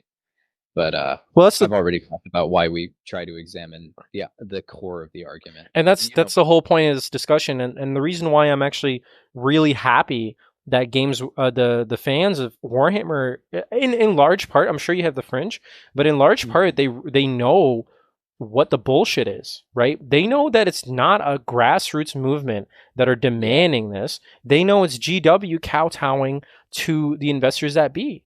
They know that it's GW muddying up the waters. GW has already established such a negative rapport with the audience that the audience knows that the horseshit is not coming from fellow fans and what they demand, or the Games Workshop is not doing it because they think that these fans are going to like it. They know that Games Workshop is just doing it because they're shitters.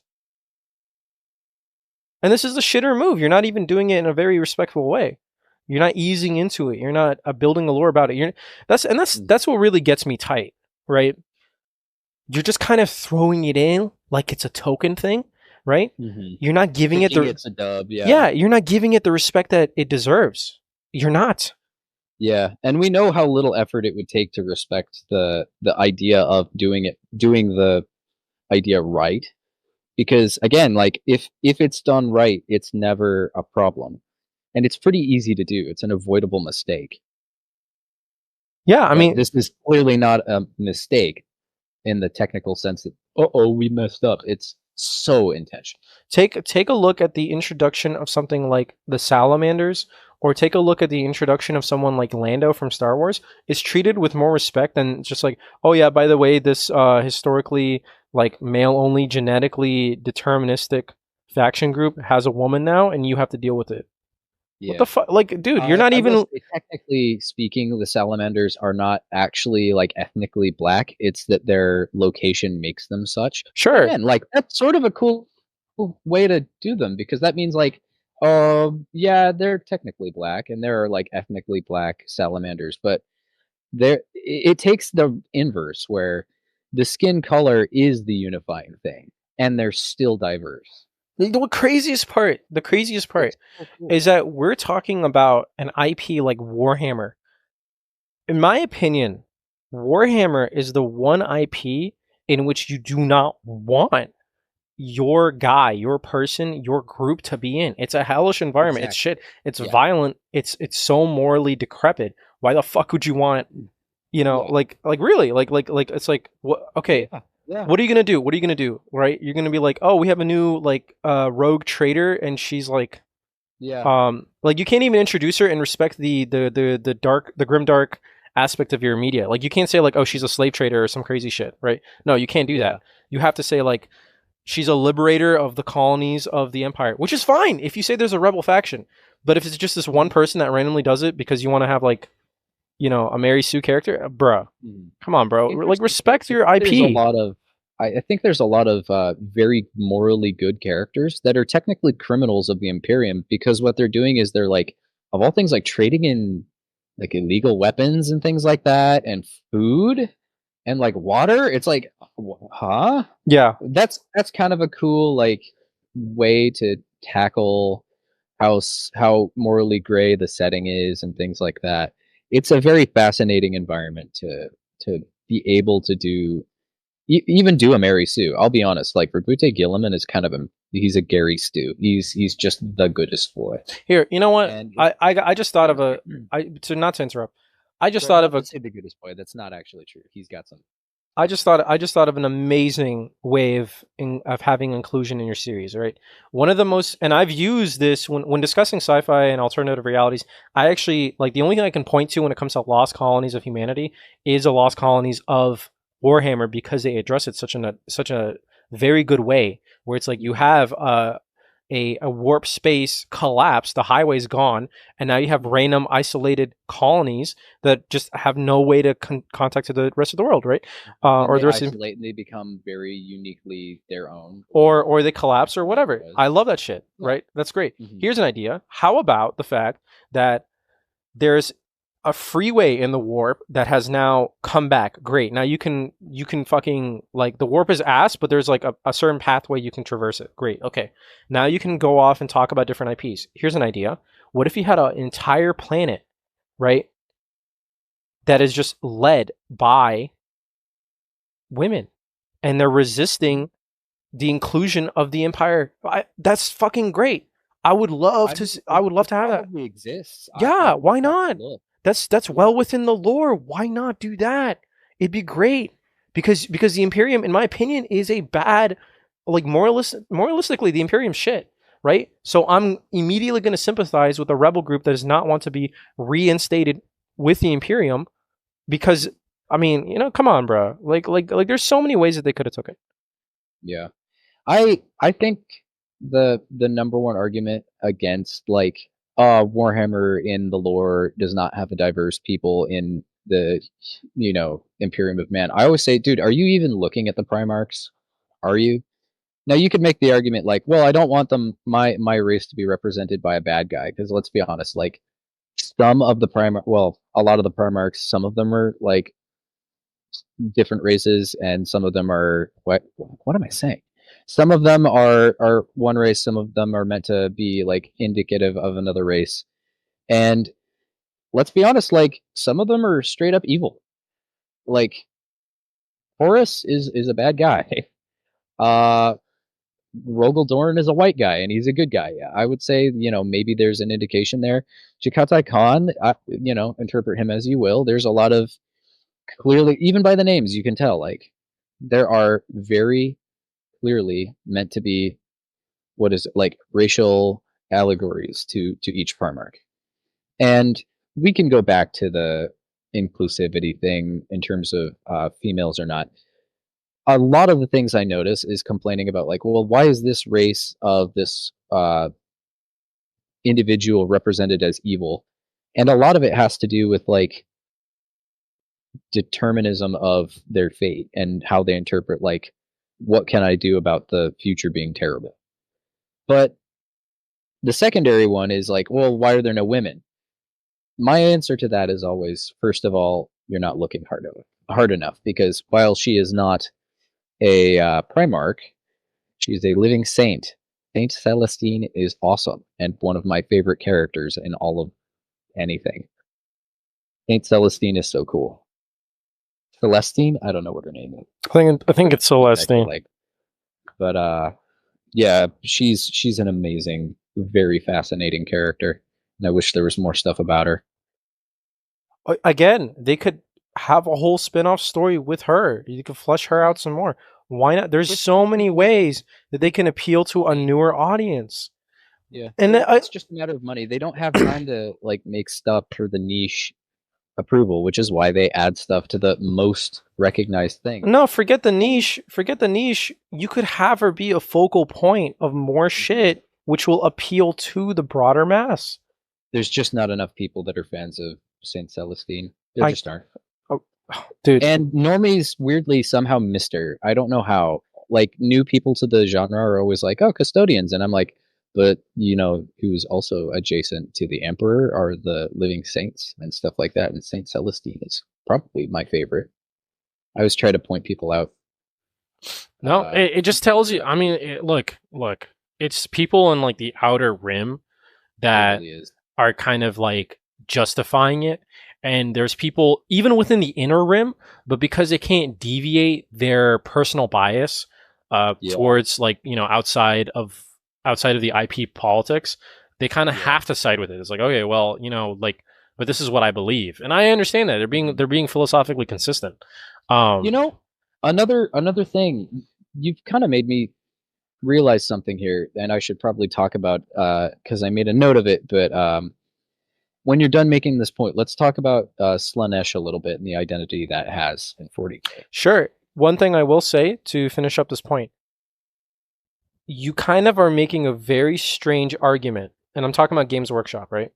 To Oh yeah, say that you need more DEI in a universe, in a faction that is intrinsically xenophobic. What the fuck are you yes. talking? Like really, bro? Like really think about what you're saying here. Like we need more diverse.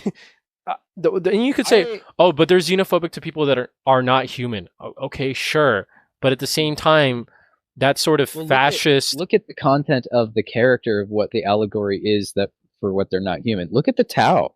Like I always tell people, like, oh well, if nobody's like good guy, what if I want to be the good guy? I'm always like, okay, play the Tower of the Tyranids. Yeah. Okay. Here's another thing.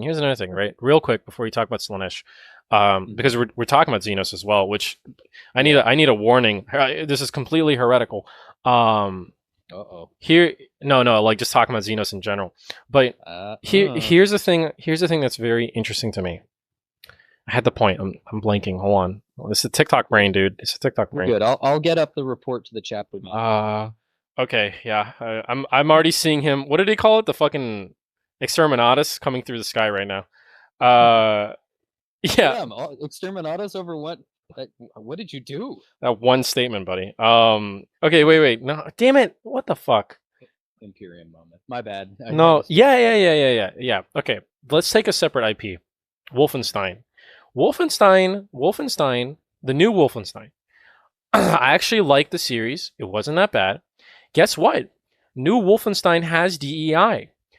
Guess what? Yeah, it does. It does. I'm pretty sure you have there's a black woman that helps you, and the American resistance is incredibly diverse because guess what? America's incredibly diverse.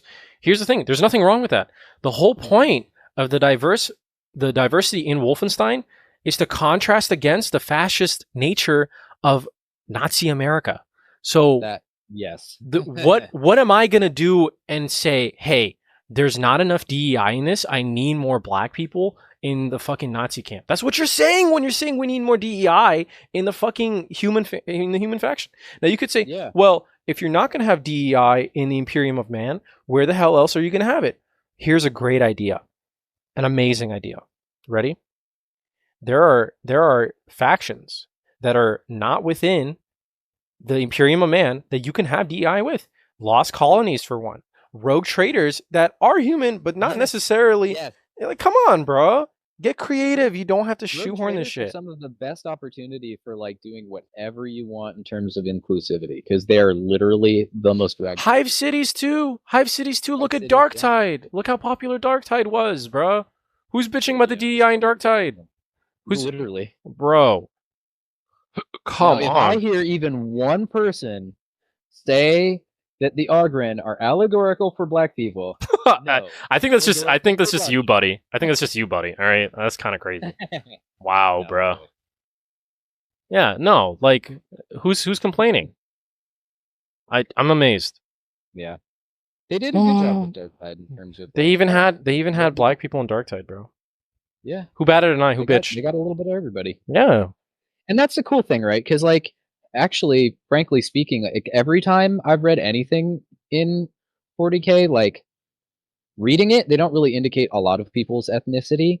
And that is the best way to be inclusive because then people can project whatever they want.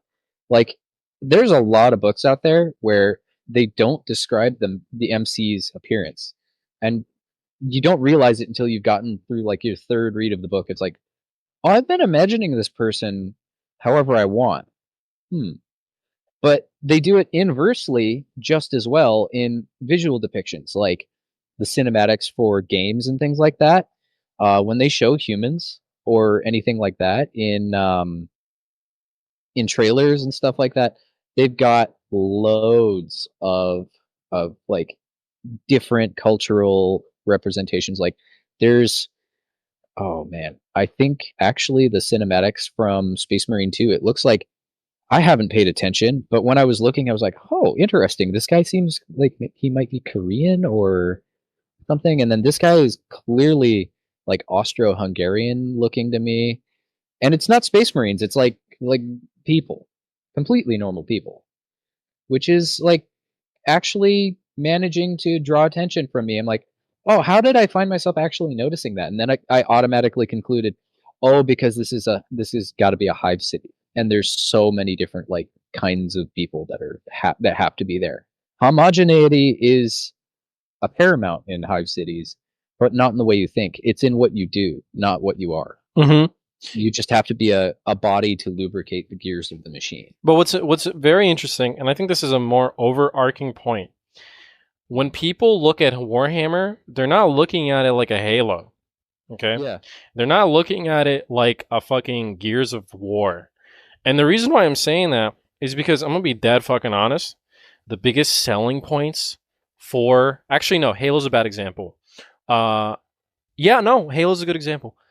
The biggest selling points for those things are the characters and the story, right?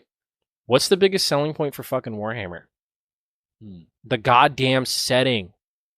Everything that's going on being a giant orchestra of just shit that's going on. Like there's a battle here, there's this that's happening. It's like everyone's seeing it from such a bird's eye view, and then when you get it close up, it's actually intimate because you're fucking painting the figurines, right? Guess what though? Nobody is giving a solitary fuck about what it is that they're handling, painting in terms of, like, dude. First off, most of these motherfuckers are wearing helmets anyway, and a lot of these motherfuckers aren't even human, right? But no one gives a solitary shit if they're painting a figurine and the helmet's off and the guy's white. I'm gonna tell you that right now. No one cares. That's not what it's about. It's not about the individual characters. It's not about any of that shit. It really isn't. The Empire, bro. The Emperor, like, come on. Nobody even knows who the fuck that guy is, bro. Nobody knows what exactly he is. The depictions all kind of make him look like generic white dude, but that's sort of a parody on like the way Catholic, Christendom, whatever you want to call it, depicts Jesus as being like he's a skeleton right now. Like what the fuck? Yeah, but that's exactly the point. And in the lore, people that have seen his face know that how he represents himself is not necessarily what he is, because he's sort of he's a tricker. He's a shapeshifter. That's like a big aspect of his. How dare you? That is my. Yeah. Send the airstrike. Here, I'll be right back. Hold that point. Cool. I have so much power. I could say anything I wanted right now. But then he could also just put it in. I don't want to lose my job. I don't want to get canceled. I don't want to have to disappear from the internet, have to live in a valley somewhere out in northern Idaho and not know when I might next eat because I can't go out in public to buy food. The homeless grind is real. Oh my god. Yeah, I'm gonna have to fix that in post editing. The pause I just took. Did you say anything in the meantime, or? A little bit. Yeah, I'll go back in and just cut out the dead air. No biggie. Oh, good. My end bombs are gone. I'm keeping that though. Uh-oh. No, I'm just kidding. So I literally did not say No, I'm just kidding. But what were you saying? They're coming to nuke my office. Yeah, right. Imperium. Yeah, Emperor's like N-bomb's forbidden yeah, part of power destroyed. fucking the dude's a skeleton. Like people don't even have a like. Come on, man. Like let's be so real. Like what the fuck are we talking about when it comes to the focus of Warhammer? It's not about the individual identities of these characters. I mean, in a way it is, but it's more so like what faction they're from, who they represent, their ideology, more than anything. You know, it's not about Mhm. the characters, which is why it's also like equally jarring that all of a sudden it's about a character. It's about what this individual is and not what they like represent or what they fight for or whatever. Mhm. Excuse me. Wow. But you were about to speak about the Slanesh analogy. I want to see what this is. Yeah. So one thing I've noticed people complaining about is trans imagery in 40K because like the vast majority of it, because it's pre-existing from years past. Anytime that sort of thing is like depicted, it's always connected to Slanesh because there's a big thing about Slanesh being the Dark Prince or Prince of Pleasure, Lord of Excess, Perfect Prince, yada yada yada. But one of the titles is She Who Thirsts, and it. I'll be honest, I don't know a lot about Slanesh. I find the topic of that Chaos God kind of distasteful, but it still is an interesting topic to tackle in terms of an enemy to face in that setting. It's also very powerful. But and it's funny, Luton09 made a video about this exact subject just about the same time I was researching it. And he had a very good point. It's that there's a misinterpretation about Slanesh currently, and it's that like, oh, it's the sexual like deviancy like torture god, and it's not necessarily true. I think that comes from kind of misinterpretation, and I don't know how willful that misinterpretation is, but distinctly that got me thinking like, hmm, yeah, I could see why people don't like if say someone is trans, seeing them represented in that context there. But the point is that you're identifying trans incorrectly if somebody is like associated with Slanesh and quote unquote trans. Because what it is it's excess. It's body dysmorphia. It's like actual biological alteration to the form. It's not necessarily meant to be like indicative of you are bad if you are this way. It's just the nature of like chaos, I think. Because that sort of thing could occur with Zinch too. I mean, is it depicted that way? No. But that's because I think the current writers and people developing the lore for Slanesh right now are treading very lightly, and so they're not really trying to do anything that is distinctly risky. And Luton said it best. Essentially, what we're watching is kind of like this, like the soft death of Slanesh in the lore, because nobody's really willing to tackle the actual horror topics of what's coming about, and so everything's very like wishy-washy. Things are happening, but you can't get clear descriptions, and they're doing it in order to be, sensitive. Obviously, it's really hard to do like sexual violence, so to speak, in the lore, but Slanesh is more than that.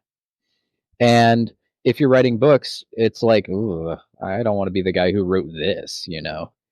And it's stifled a lot of the creativity of Slanesh. And I think it comes from just the nature of the topic, but it's being further stifled by the need for DEI that GW feels it's trying to do. Because I think GW doesn't even really understand their own topic here.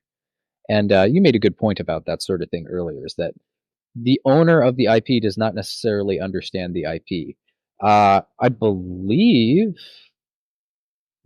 George Lucas said something really good about like there will never be anybody who understands the lore just as well as like me and all the fans, or something like that. That's a total misquote.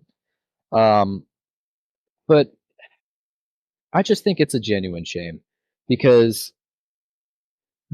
Slanesh, people are over the drama of it because it's being downplayed. Nobody really is upset about what's going on with Slaanesh in the lore because it's generally not as popular as all the main like factions like the Space Marines and Imperium or the Tau or the Yeah, but very like, that's a problematic but Tyranids and stuff like that. that's because of the consequence of the tiptoeing that the fan base has to be around it. Precisely, precisely, and it is distinctly less interesting because of it now. And if people, and this is one of the main reasons I am always going to argue against needless retcons in the form of like DEI, especially. Like retcons weren't even the problem with the custodians. It's just that they did something like this that makes less the quality of the content, and so people care less over time, and so they let things slide. I don't think that's ever going to occur with the custodians. The custodians are very powerful. People are always going to like them for that. Power gaming is always going to be common in tabletop gaming. I am one of those people. It is, I think, Slanesh's overall indication of the condition of the lore and the way it's being done is indicative of the way things will be if they continue.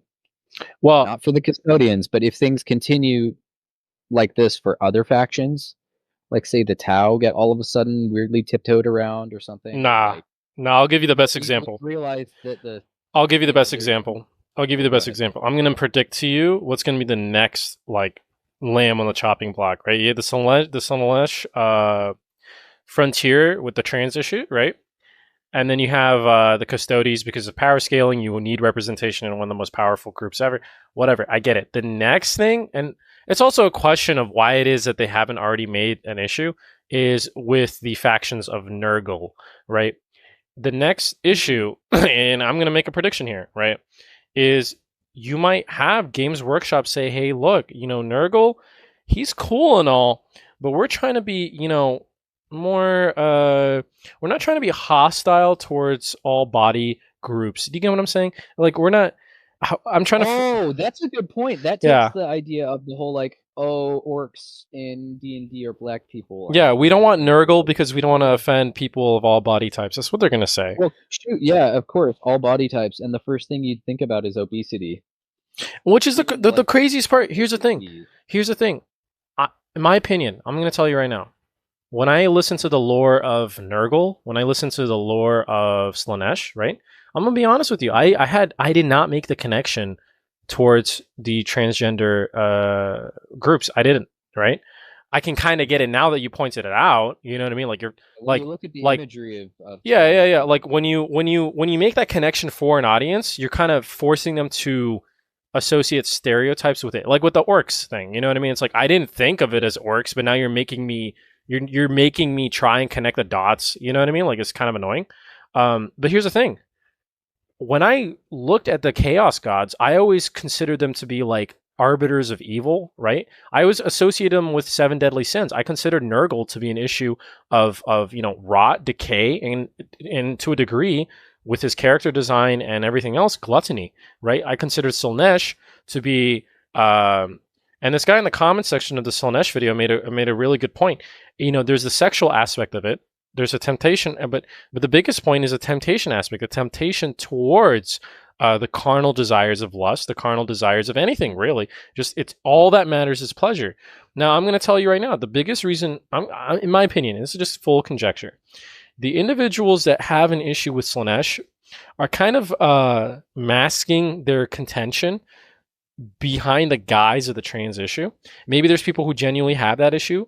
I think it's because it's more of a commentary on sexual perverseness and promiscuity. Like that's the biggest gripe, in my opinion. I mean, let's be real.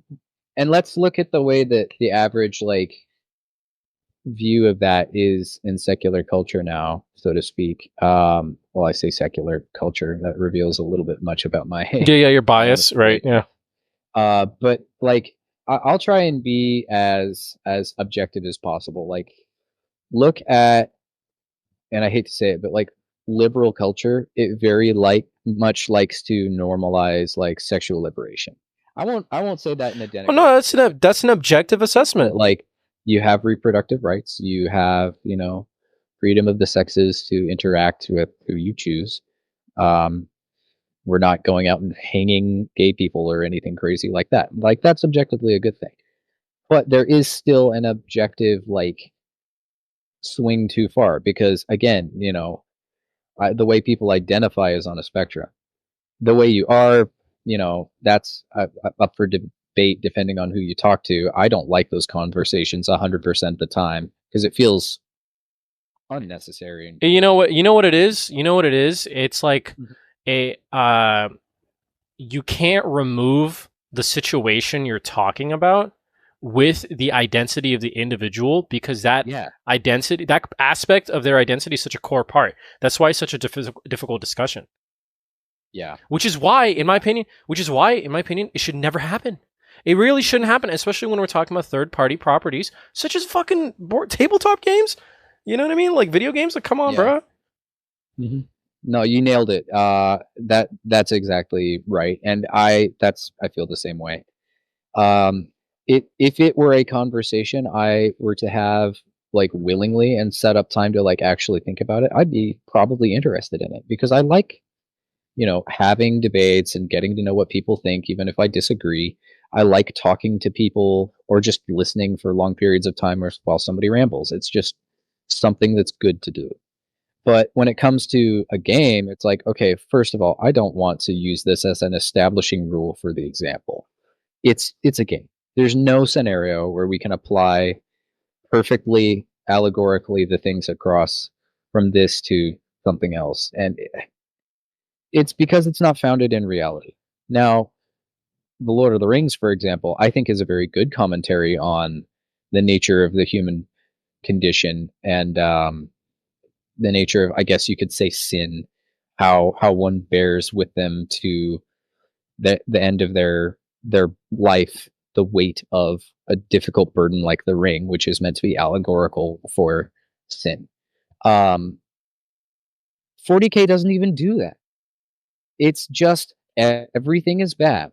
Nothing is good. No one person, no matter how good their faction aligns with, if you remove from the view of the individual, someone has done something very wrong in that faction that makes it evil as a whole. It's a nihilistic interpretation of reality. And because it's not the Lord of the Rings, which they reverse of that, which is very religious oriented. It's very positive. It's about the individual resistance against evil and how positive and noble that is.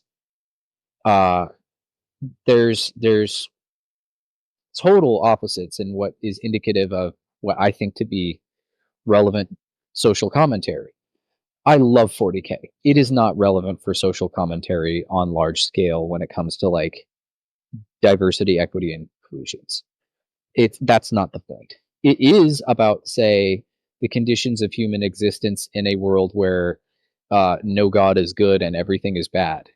It subscribes to the idea of absurdism, and in some cases nihilism, which is why so many things decided to join with chaos. I disagree with both of those because I'm not a nihilist. I'm not an absurdist. I don't agree with that, and perhaps that found some of my bias and some of the way I explain things. But regardless of where things lie, you find another good example of this in Tolkien versus what's the name of the author of Dune? What's his name? Frank Hubert. Frank Hubert. Yeah, Frank Herbert. The the book Dune, when Tolkien read it, was like, this is garbage.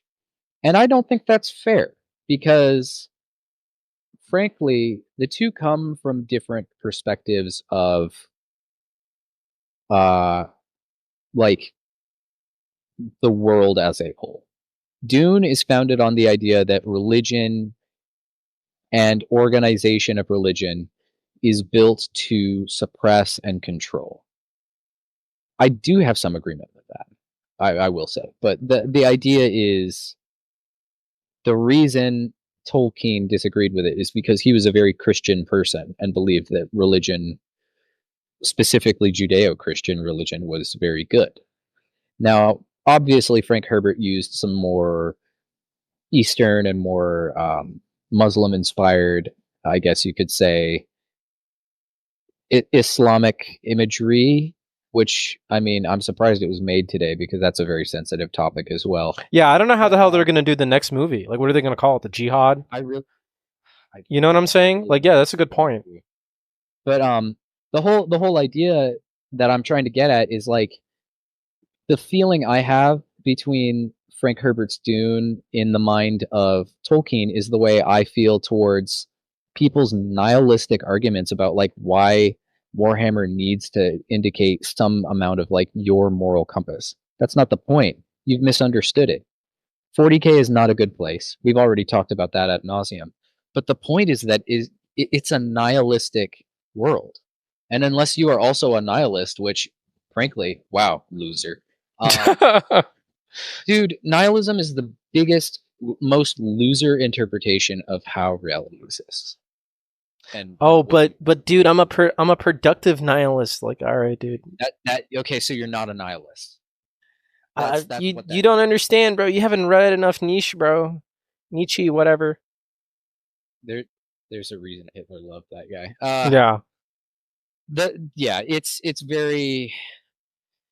very unproductive. And the reason nihilism works as a worldview for fiction is because it's just that, it's fiction. You have a lot more like creative freedom. And you can make anything, and anyone is the good guy, anyone is the bad guy, and it just depends on where you place yourself, your eyeballs and your feet in the setting. Because moral relativism is the truth of 40K, but it's not in reality. Now, some people disagree. That is what I subscribe to. I don't believe in moral relativism.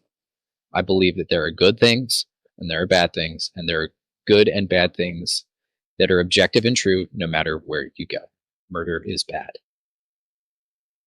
Plain and simple. That's just a simple example, right? Right. And you made a good point earlier, though, right? And I'm going to challenge you on this because you said that Warhammer is not where you're supposed to find where you fit in politically. The problem is people, when I say like there's something in Warhammer for everyone, people kind of take that as I should find myself in Warhammer somewhere. And I think they just get so used to it because every other piece of media is so accommodating that they do find themselves somewhere or some shit like that. And you know what? The indication of the change has happened now. They've been doing it for a while, but this is the one where everybody's waking up that, oh man, they're just changing everything. I mean, maybe they're waking up in Warhammer, but I think people are just, I don't think it's like a huge revolt, right? You're not going to have like a grassroots revolt. It's more of a just. I think we're entering this, what would be like, I want to say renaissance, but it's truly a downfall if this is going to be a continuing trend. Because if we're entering that point where Warhammer is misunderstood by Games Workshop so deeply that they know nothing about everybody's bad, and like nothing of what we indicate here is meant to be indicative of reality, we've just lost the point. Warhammer, it's a shame. Is just man. Well, I'm gonna it's like a lost cause in a way, and I hate saying that because I love the material so much. But what's interesting is that sort of heartbreak moment, there are people in other aspects of media that have ran into it because other aspects of media have just been shaken out. The fun has been shaken out of them. Going back to Star Wars, but like that's the perfect example. Star Wars in general, its writing is just the writing's terrible. The writing's just so bad. Yeah. There's nothing would even say the same all the way back to the prequels, but man, like after the sequels, people feel like the prequels are pretty well validated. Yeah, even in their badness, they're still like very unique. What's really funny is that my boomer opinions on Spider-Man about the Tobey Maguires being the best ever.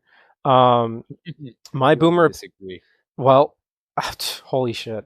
But I know well, okay, I haven't seen Andrew Garfield, and I've only seen like one of Tom they're Holland's. not good either, Well, so who is it? and none of them are good. Are you talking about? Wow. Okay. All right. That this guy, this nihilistic opinion. Anyway, you have to choose You one. got You me. you have to have an opinion, buddy. Don't you know? But Yeah, right. so Maybe we should talk about that at some point too. That'd be oh, for interesting. sure. I would love the nerd corner. I fucking love talking about this shit. But Yeah. here's the thing: everyone's kind of shaken out. Right? The fun's kind of shaken out. Now, before I forget, because I want to swing back to Slanesh, because I was just scrolling through the Luden comment section, and this guy made a really good point. Oh, I'll do the same. So the fun's kind of shaken out. People are kind of losing their sort of base, and everyone's kind of running to that sort of heartbreak. But one sort of interesting point that Mr. Ivy mentioned in the interview I had with him is that you're seeing a sort of balkanization of the internet.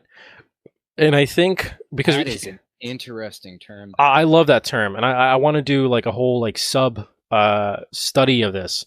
But we're seeing like the powers that be try to unify the internet, where it's like if you're going to the forum of the internet, you're gonna go to Reddit, right?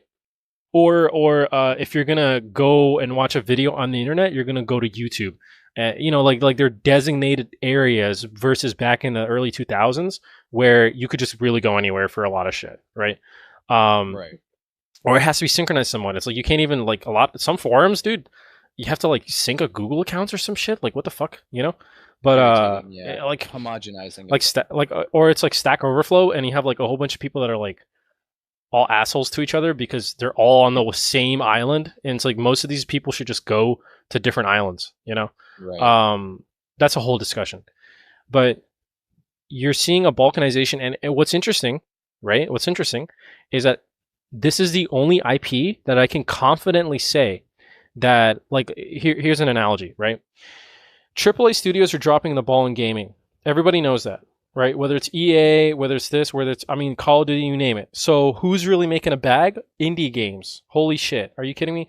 BattleBit, fucking Wukong, fucking all these games that are just coming from random studios are making the charts explode. Look at Hades, look at all the shit, because that's where the fun is. You know, we're not getting microtransaction. That's a whole discussion, right? So that's a form of balkanization where David is becoming more appealing to the audience than Goliath is, right? But here's the thing. You can't have that with Games Workshop. You can't have David's running around with the IP of Games Workshop. You can't have fan accounts. You can't have none of that shit. You want to know why? Because if you make an Astartes, motherfucker, I'm gonna see you at your door. You know what I mean? Like that's what Games Workshop's gonna do. They're gonna cross the pond. They're gonna cross the pond and get your ass. And guess what? They got BlackRock. They got BlackRock Hitman, bro. They got BlackRock hitters. They're gonna send goons to your house, bro. Or people get to the point where they like start distributing minis, and somebody leaks minis or something like that, and they pull a Wizards of the Coast, and they send out the Pinkertons or something. Like, Oh yeah, bro. Do not turn your ignition. All right. You can get in your car, but do yeah, not turn your ignition. That's all I'm gonna say, bro. real, You know what I real. mean? You better get out and push if you want to get anywhere. Hope you live on a hill. Like that's crazy. Like, seriously. Like, why not? Why not? Why would it not get to the point where you're gonna see, in a more civil sense, DMCA's everywhere all the time? Yeah, and I, YouTube is one of the first like indicators of the new culture for DMCA's because it's built into the upload system, yep. and it's very abusable. Yeah. I mean, why not? A whole thing of its own. I look into the politics of that because I've been watching YouTube for Oh, ages. it's gone all in the past 6, 7 years. DMCA abuse is just rampant. And there's really no repercussions for anyone that does it. And if you're a company issuing that order, bruh, holy Yeah, shit, you got lawyers behind you.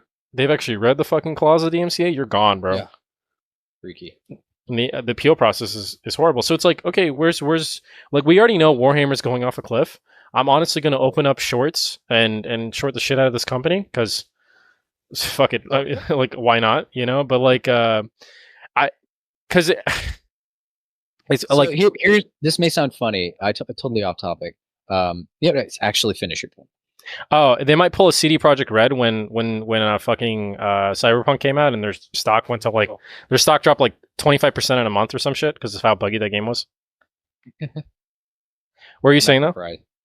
Uh, so here's what I'd recommend: like short some, but like, so I don't know fully all of this stuff, right? But I would say short like 20% and then like invest 80 because they're going to make money no matter what.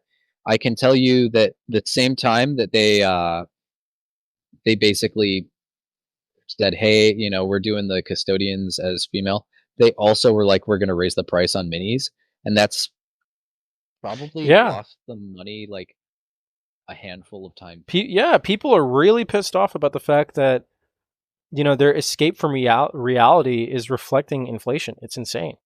I mean, like the craziest part is that this company is their overhead for production has gone up almost none. So it's purely just a profit thing. Yeah, I mean, look, their material costs. Look, bruh.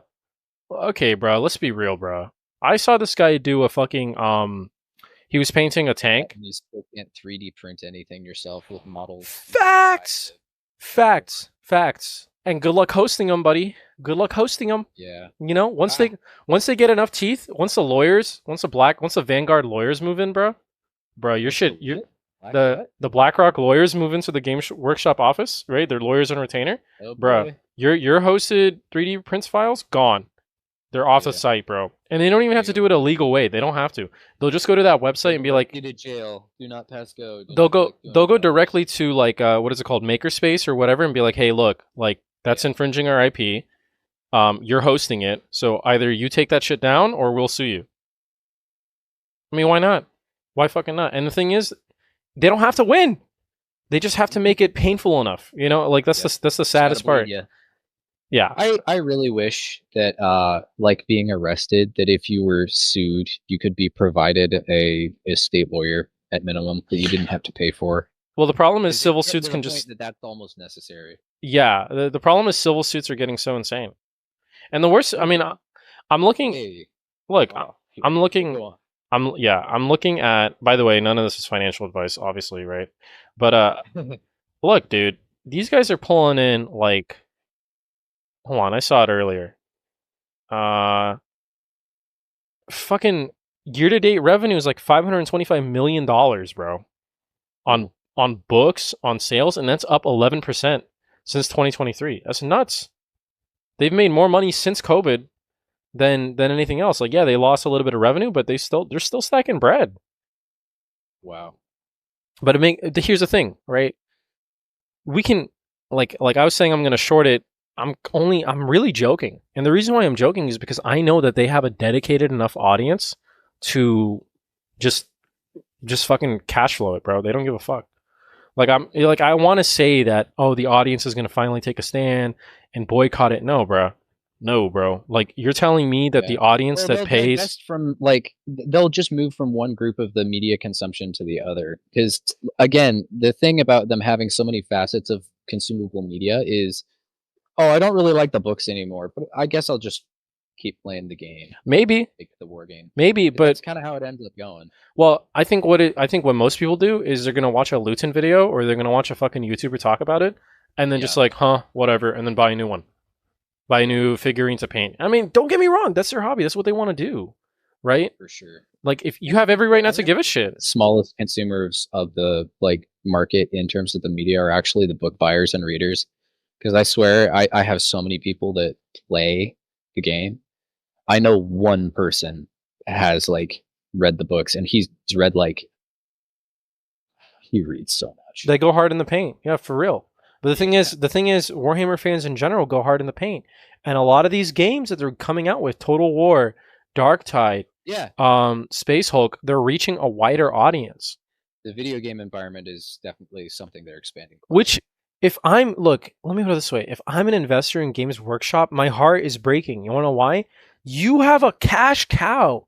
You are making fat stacks. You can be the Valve of your own niche section of gaming, right? Whether it's virtual or otherwise.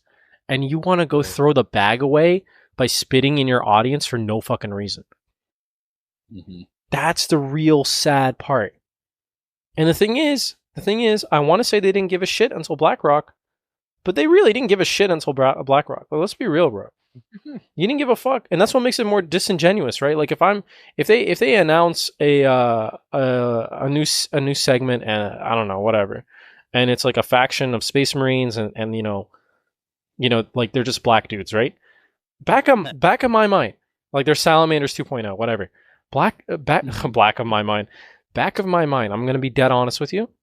I know that you could have done that shit 5 years ago and you didn't because I know you don't give a fuck. You don't give a Yep. shit. You really don't care. Completely right. I'm always fortunate as a consumer because as a white dude, I have no need to feel like, I wish there was a white dude in this. Yeah, it's a default character. It's fucking Jonesy from Fortnite. Like that's the thing about Fortnite. Off rip, they were smart. Every single default character just cycles. It's just like they have a diverse cast of default. Like they're like, look, we're gonna have this headache at some point. Fuck it, just pull the bandage off right now, please. Yep. Hey, actually, you know what? Here's an interesting thing. Maybe this is me. This is one thing I've always given credit to people who are pro DEI. They always say, like, as a white guy, you never feel the need to be thrilled when you see somebody of your own ethnicity. And that is something that can be, like, indicative of the burdensome nature of, like, feeling like everything is predominantly, like, white media. Now, if I'm watching The Lord of the Rings, I'm like, weird that guy's a black guy. But I'm not going to be bothered because it's a fantasy setting. But like when it's all white people in a like Norse mythology setting where it's like, oh, all these Vikings and whatnot, like say God of War, a lot of white people in there. I'm like, oh yeah, that makes sense. I'm not excited. It's just like, yeah, that's cool. He's got like face tattoos and stuff, and he's like, oh look, there's Thor. It's cool.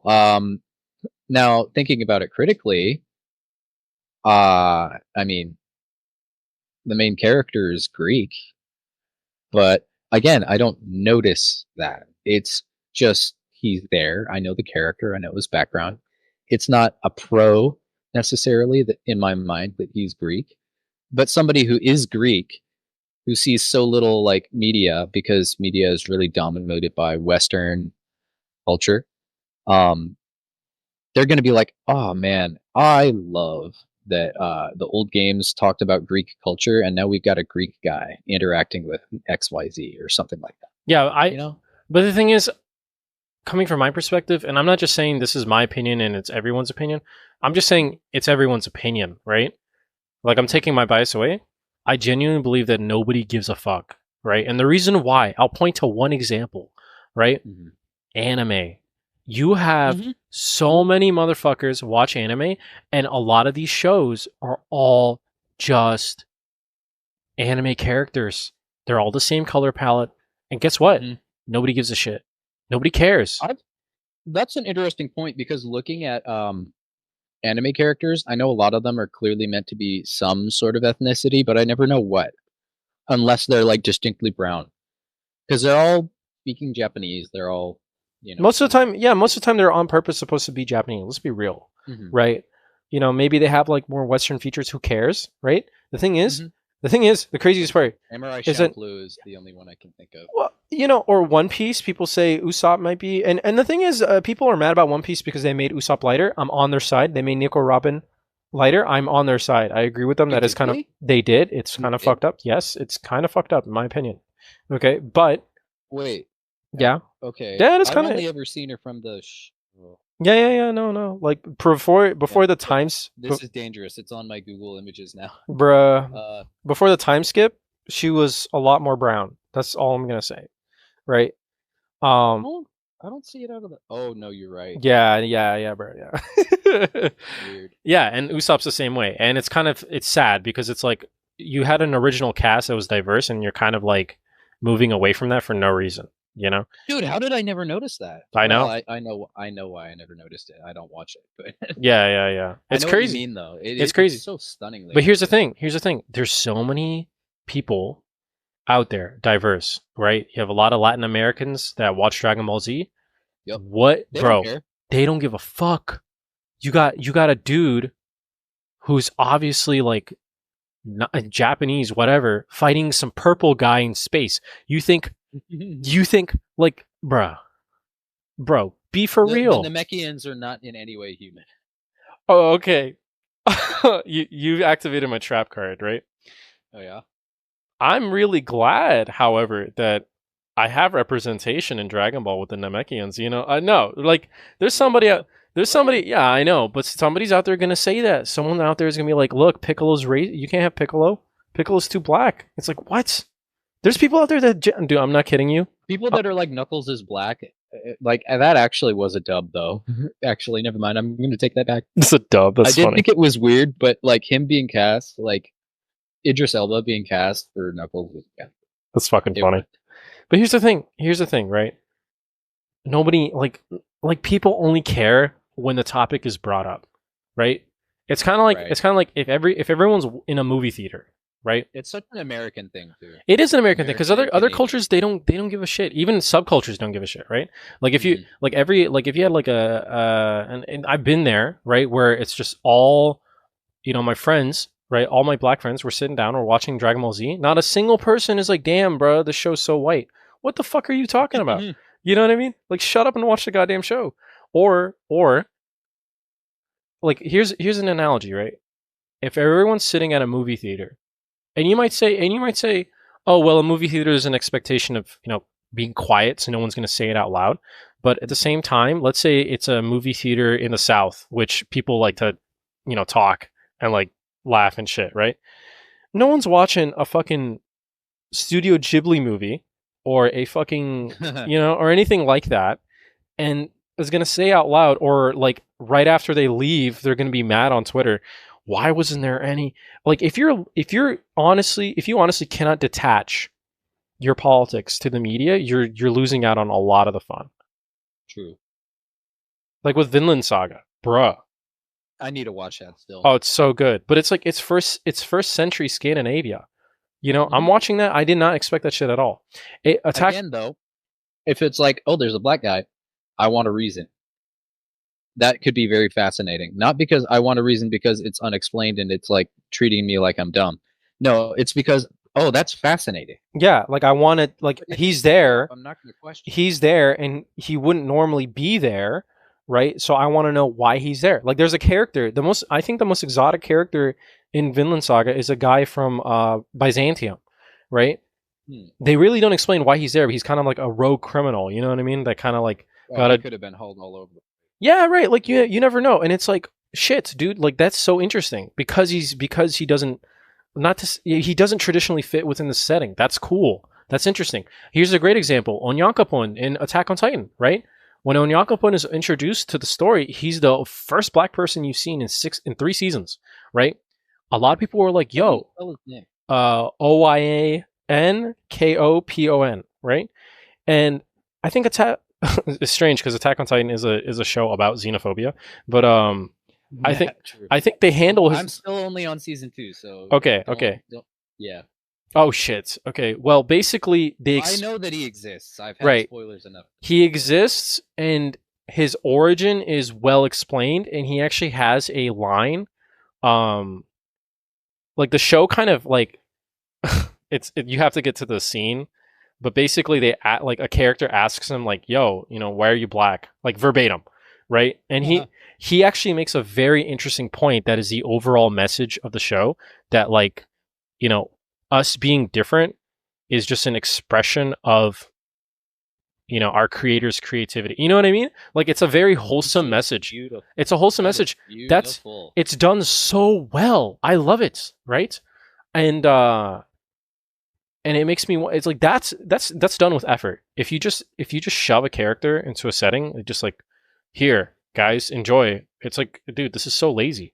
I'm not offended that you're putting it in the story. I'm more offended of how lazy you're treating this. It's kind of you're rage baiting. You know what you're doing? You're rage baiting, right? Like, you know what'll really piss off these like loser nerd incels? Let's make one of the highest ranking generals in the fucking lore, you know, different. Like, bruh, what's wrong with you? Also, the Slaanesh part, yeah, I understand the body aspect. I understand the kind of like the fetish art, sexual, whatever the fuck that it's trying to hint at. But I really, like, like, do I understand what most people are getting mad about? Not really, but I do understand, based on the lore, that fucking it's about temptation. It's about, you know, a lot of shit. Like here, there's a comment that Luton responded to, and I think I'll blow it up in the video. Mm-hmm. It makes a lot of sense. It's about it's an if Nurgle is gluttony, Slanesh in a way is a form of obsession, greed, temptation. You know, is there a sexual aspect? Of course, pleasure. You know, it really isn't like I never really saw it as like a commentary on you know, transgenders or whatever. I can understand how it comes off in the imagery for sure, Yeah. but to like completely disregard that in the lore, in the media, in the writing is kind of sad. It really is. And the thing is, here's the thing, right? All aspects of chaos are just reflections on the worst parts of the psyche of humanity, right? You have general chaos, it's rage, war, pain, destruction, right? Gluttony, you name it. I mean, they're all expressed. Violence. Violence, even Sneech, right? Even he is more of like a You mean Leech? Zinch. Sorry, my pronunciation. Sneech. I love that. Sneech, the Starbelly Sneech, right? Even he is like an expression of mankind's chaotic impulse for knowledge. You know, like for fuck the rules, fuck what matters. You know, I'm gonna partake of the fruit always. That kind of impulse that mankind has. Oh, that's a really good way to describe it. You know, he's kind of like the serpents in the garden. You know, like that's the way I'm interpreting. Like Slanesh, in a way, is that sort of, you know, sexual temptation, whatever, the kind of disgust that is associated with it. It's a shame that people are kind of taking it the wrong way. I think it's a very well written aspect of the lore, and I wish it was fleshed out more. Yeah. Now, given Slanesh definitely is like, there's a sexual nature to some of it, but I mean, what's wrong with it? It's a small facet of it. What's wrong with it? But what are we talking about? What is wrong with it? The point is that it is kind of like meant to be the furthest extent of wrong, and people don't want to talk about like wrong because that brings up moral objectivism. Yeah, because and that's not something that's true in 40K, sure, but you can still use it as a commentary. But the view is that generally it is nihilist, and so there's a lot of moral relativism as well that has to be used in order for nihilism to make sense. I think it's the same. Don't like it's hard because it's in this tough dichotomous situation where there is the clear sensation that the audience is inherently not nihilist because they are Western mostly, or at least Western views. But then the preacher Slanesh, the chaos god Slanesh, the whole thing is that it's a commentary from previous years when, you know, nihilism was clearly understood to be like morally not acceptable, and well, not morally, what's the word, morally like squinted at, because it was like, yeah, that's clearly wrong.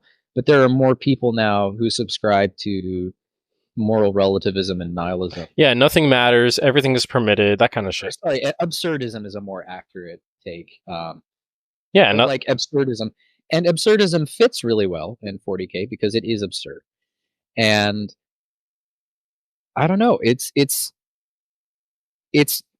impossible for them to do Slanesh right anymore. Well, yeah, because they have all these constraints that the audience is giving them, which is a shame because, in my opinion, right, the audience should have input to where things are going in the lore. Sure, absolutely, but well, yeah. But however, if the audience is saying, "Hey, we, with our own moral purview, are not comfortable with what you are giving us in terms of it's just making us uncomfortable," buddy, what are you talking about? You know what I mean? And you might say like, "Hey, wait a second, aren't you feeling the exact same way when it comes to a woman in the custodies?" No, not at all. I'm not. It's not that I'm comfortable with it. is that it doesn't make sense given the rules that you've given me. You know, Mhm. that's where I'm coming from. I don't give a shit if there's, It's you know, confusion. yeah, Like like what are you doing? confusion. It's confusion and disrespect Yeah, towards what you're Jesse trying to do. H is in charge of the Imperium now. Yeah, yeah, yeah. If the emperor died, you know what I mean? And you tell me, oh, like one of his sons came to the throne, I'm still gonna have issues with that. Because who the fuck is this guy? He's not the OG, Mm-hmm. right? Like, okay, what do you mean he died? It still could be a very interesting thing to do. I But the point is guess. that like But how can he it, die? Like the nigga is like fucking sustained with souls all the time. yeah, and he's a perpetual. A lot of people subscribe to the belief that in fact the Golden Throne is keeping him from reincarnating so that he can reacquire a form in the warp and then manifest himself on like the material world so Oh, that he can dude, retake the Imperium. if you had a faction of, I don't know, just people, right? Led by a charismatic woman that wanted to free the God Emperor so that way he You could mean be, huh? oh well. That I was like gonna say before you got to freeing the Emperor, I was gonna say, oh, like the Eldar? no, like free him, right? Free him from the captivity of a mortal realm so that way he becomes a chaos god and tips the scales of the chaos war. That is so fucking interesting. But no, we can't have that. What the fuck, dude? Like, there's so many ways that they could have added more people, more, DEI if they really wanted to, right? Like, I've given them like 10 different fucking reasons. Like, seriously. Or Yeah. 10 different ways to do it. I just had an amazing realization. What's up? I was researching the Astartes just because. No way.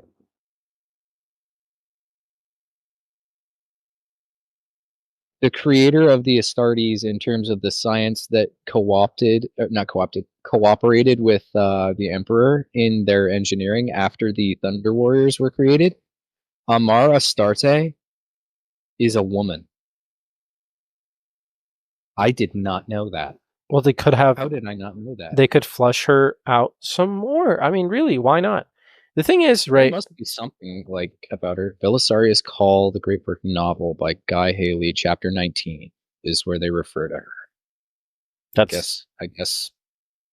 I mean, look, that's pretty fucking dope. You wouldn't have had the Astartes or the Primarchs without a woman. I mean, like, come on, bro. Yeah. Like, it's a lesser known tidbit, and it's on Games Workshop to really like let it be known and flesh out within the industry. Like, have her, like, she could be the Dr. Halsey of Warhammer, right? I mean, she kind of is already. Yeah, it would, like, but here's the thing: you don't know her by name. Everyone knows Dr. Halsey if you know Halo. Yeah. You know? Well, her name is what the Astartes are. Her name is Amara Astarte, and so they're named for her. Interestingly, a choice by the Emperor. Right, So there's but clearly a still, lot of respect held for her. sure, It's within the lore, unknown. within the lore, yes, exactly. It's still an unknown thing, right? Now, that's I pretty wonder dope. what Belisarius Call was talking about when it brought her up. Her project was the development of the separate gene lines of the Space Marine legions. She was known to be perhaps the greatest geneticist of the era, save for the Emperor himself. Her skills were said to even surpass that of Selenar, the gene cult of Luna. It was Amara Astarte who first attempted to develop the prototype of the Space Marine gene seed organ that would become the Black Carapace. But the initial design was flawed and had to be perfected by another legendary scientist named Ezekiel Sedane, who had been alive during the Age of Strife. Sedane ultimately replaced Astarte in the director of the biotechnical division. At the time of the Horus Heresy, in the 31st millennium, Astarte was no longer viewed with much esteem by the Imperium government. After she was replaced by Sedane as the head of the Imperium genetic engineering efforts, the second director of the biotechnical division tended to the view of her with a degree of disdain or even outright hostility. I wonder why. Dude, okay, if there's a book about her, I want to read it. It For doesn't real. say that there was anything. But what if there was Games Workshop? What if there was, right? Yeah. Instead of just, I almost wonder how much responsibility GW takes for the books, but who knows? look, all I'm saying is GW is kind of kowtowing to the wrong Yeah. The wrong voices in the industry. Like, you gotta, like, bro, this is a story. This is a fucking universe where getting shot in the head is like the best thing that could ever happen to you. You know? Yeah. Or joining with chaos, technically. Get or fucking. I mean, what? No, that's the wrong. Don't do that. Nope. I mean, seriously, Don't tell the seriously, okay, you can have all of this stuff for 20 years, but the second the IRL political window shifts, now it's like, oh, dude, never mind, that never happened. We're gonna really Yeah. forget about it. Like, come on, I'm bro. I'm hope pilled, so I always say like now is your time to complain and well, do more than complain. Just be productive and like say, hey, this is a bad move, and just fully reject the lore that they're doling out if it's wrong, because it will make a difference, and it's not too late. I get it. GW's been around a long time. They've done a lot of stuff, but the whole point is the lore is super flexible, so we can work with it. We can make this make sense. Nah, I don't think. They will have to listen. They will have to, because we make more money for them than what BlackRock and Vanguard will ever have influence. So, You know something. truthfully, if they Uh, alienate all of us or even half of us, there's no recovery. I'll say this, right? I'm not necessarily black pilled or hope pilled. I'm more in the gray. You're The pilled. my gray opinion. I'm fucking Jaffy Taffy pilled, right? My gray opinion is this, right? One, I'm gonna buy more hard drives so I can archive Luton's fucking lore videos. I'm gonna become the what is the fucking. The mirror channel for his. Yeah, no, I'll be the what is the Mars faction? Why am I blanking out, dude? Oh, the Mechanicum. Yeah, I'll be the Mechanicum fucking archivist for the lore scrolls of Luton, because I know that GW would do some dumbass shit and get on his ass for something like an old video like the Slanesh one or something. Who knows? What, any company when they go this way doesn't end up well for them. That's for fucking sure. And I think they're going to double down. I really am. I think what's basically going to happen is that they're going to let like a week or two pass and realize that, hey, we're still in business, and continue as business as usual, and not give a shit, not going to give a fuck, still be lazy as hell. And don't get me wrong, like, these companies are lazy as hell. Look at how much effort and work the grassroots community tries to put in, and then they go and all they do is take DMCA and kill it. It's fucking stupid. Yeah. It's ridiculous. I don't like where it's going. I don't trust a company in general, but I don't trust these guys. I trust them even less. It's ridiculous. I trust GW more than I trust BlackRock and Vanguard, and it's fascinating. Well, the problem is they're in the same bed. I trust them more than Amazon. They're in the same bed. You know what I mean? Like, you can't. They are. They are. Yeah. I can't deny that. I really didn't know. No, I'm not. I'm trying not to fucking say like it sucks. Everything sucks. Billions must refund or whatever. Billions must refund. Their models and figurines, but it's like, bro, this is crazy. Like, this is just the start. I already know. Yeah. Well, I really have nothing more to say. I think this was a very good. I love this discussion. Absolutely. Yeah. This is probably going to be one of your longest videos, isn't it? Let me see the recording. We've been at it for like two and a half. Yeah. The interview was about 2 hours. I'm gonna name it like two nerds talking about, Warhammer or some shit for 2.5 hours or something. I'll spitball you some title ideas like throughout the week or something like that. But if I can end on anything, I would say it's not exactly on topic, but I think the most fascinating video that encompasses 40K and why I love my faction of the Imperium of Man faction. My allyship is to the Imperium is mostly because of Luton 09 and how much he's covered it.